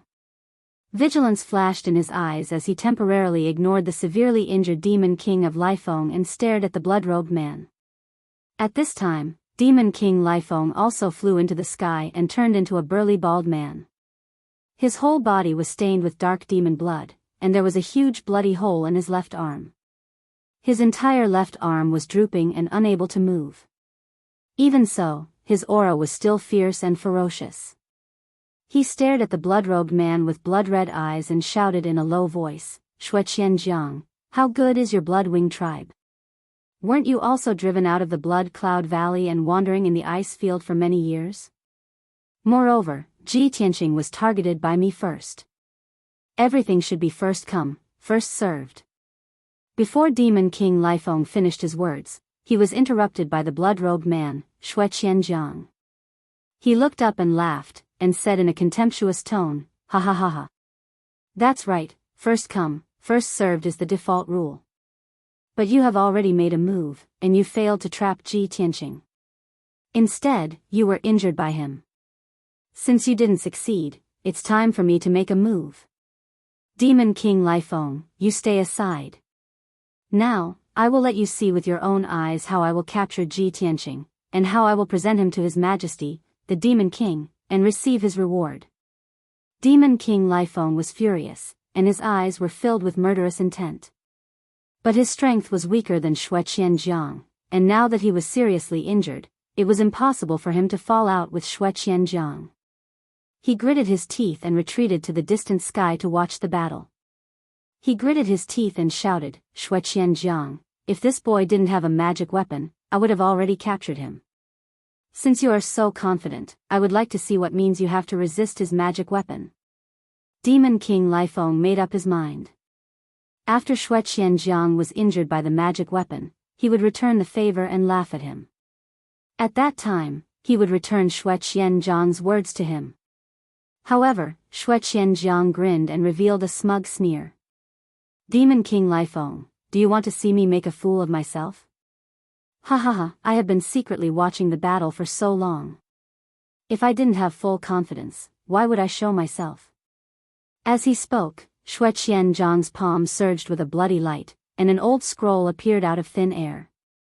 It was a dark red scroll made of an unknown material, and it looked like it had a history of thousands of years. The surface of the scroll was full of cracks, and there were a few irregular gaps, as if it would be broken with a touch. However, it was this tattered scroll that was faintly emitting an extremely shocking evil power. Ji Tianqing tried to touch it with his spiritual sense, and was immediately dizzy by the bloody smell in the scroll. He suddenly realized that the extremely old scroll must also be a magic treasure. Sure enough, after Demon King Lifeng saw the ancient scroll, he was immediately stunned, and his face was full of disbelief. Is this the scroll from that year? The relic of His Majesty Blood Emperor, the Corpse Mountain and Blood Sea map? Demon King Lifeng's voice was trembling, and it was full of shock and a trace of jealousy. Xue Qianjiang nodded and revealed a smug sneer, that's right. This is the magic weapon that my great-grandfather, the Great Blood Emperor, personally refined. In the war thousands of years ago, the Blood Emperor fell, and the Mountain of Corpses and Blood Sea map went missing. However, my father and I spent more than 200 years, and almost searched the entire northern desert, and finally found it. With this magic weapon in hand, I can control monstrous power, and create a mountain of white bones and a boundless sea of blood. Why would I worry about not being able to revive the Bloodwing tribe? When Xue Qianjiang talked about the origin and power of the Mountain of Corpses and Blood Sea map, he was full of pride, and could be said to be in high spirits. Demon King Lifeng stared at the Mountain of Corpses and Blood Sea map, and was stunned for a long time before he came back to his senses. He nodded dejectedly, and said in a low and dry voice, Xue Qianjiang, no wonder you were so arrogant. You knew that the boy had a magic weapon to protect him, and you still dared to attack him. I didn't expect that you really found the legendary Mountain of Corpses and Blood Sea map. You win. You win, and Ji Tianqing is yours. The appearance of the Mountain of Corpses and Blood Sea map completely destroyed Demon King Lifeng's hope, and he was both shocked and jealous.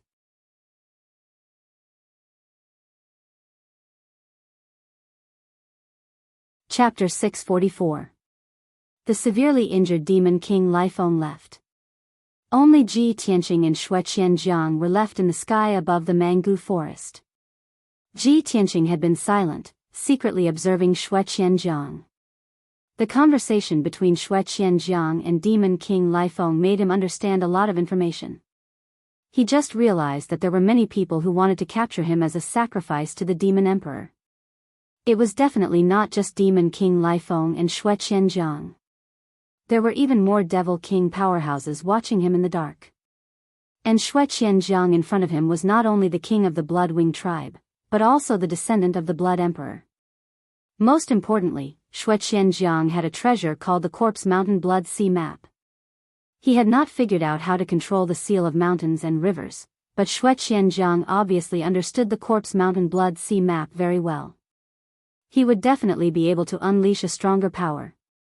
Thinking of this, Ji Tianqing did not hesitate to flap his golden wings, explode with the fastest speed, and escape towards the northwest. Whoosh!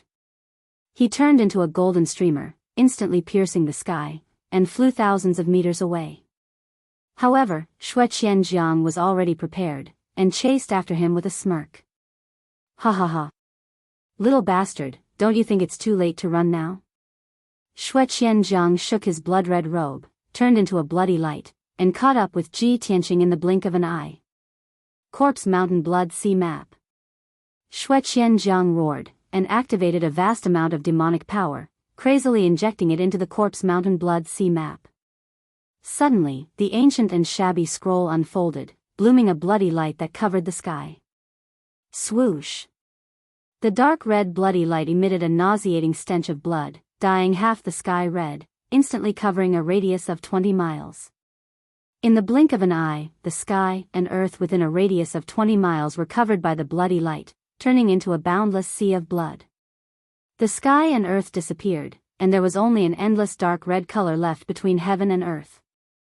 Even the vast forest below was submerged by the sea of blood. Tens of thousands of towering trees were corroded into dust by the sea of blood. The waves of blood rolled and swept across the sky, like a high wall, fiercely suppressed Ji Tianqing. At the critical moment, he did not hesitate to activate the power of the seal of mountains and rivers, condensing the divine golden light into a shield. Shwa! An oval-shaped golden light shield enveloped him, protecting him tightly. One after another, huge waves came crashing down and slapped on the golden light shield, making muffled booms. The golden light shield trembled under the attack, and cracks gradually appeared on its surface. Ji Tianqing was unable to fly in the air and was immediately swept into the blood sea by the huge waves, sinking and bobbing up and down in the endless blood water. Only at this moment did he notice that skeletons that covered the heavens and the earth surged out from the depths of the boundless sea of blood, and all of them charged madly towards him. He hurriedly used his true essence and activated the seal of mountains and rivers to release a golden beam of light towards the densely packed skeletons. Peng peng peng. Amidst a series of muffled sounds, tens of thousands of white skeletons were turned into dregs by the golden pillar of light and scattered in the sea of blood. However, after the golden light pillar dissipated, the sea of blood was still surging. Those shattered bone dregs, once again condensed into countless skeletons, charging over fearlessly.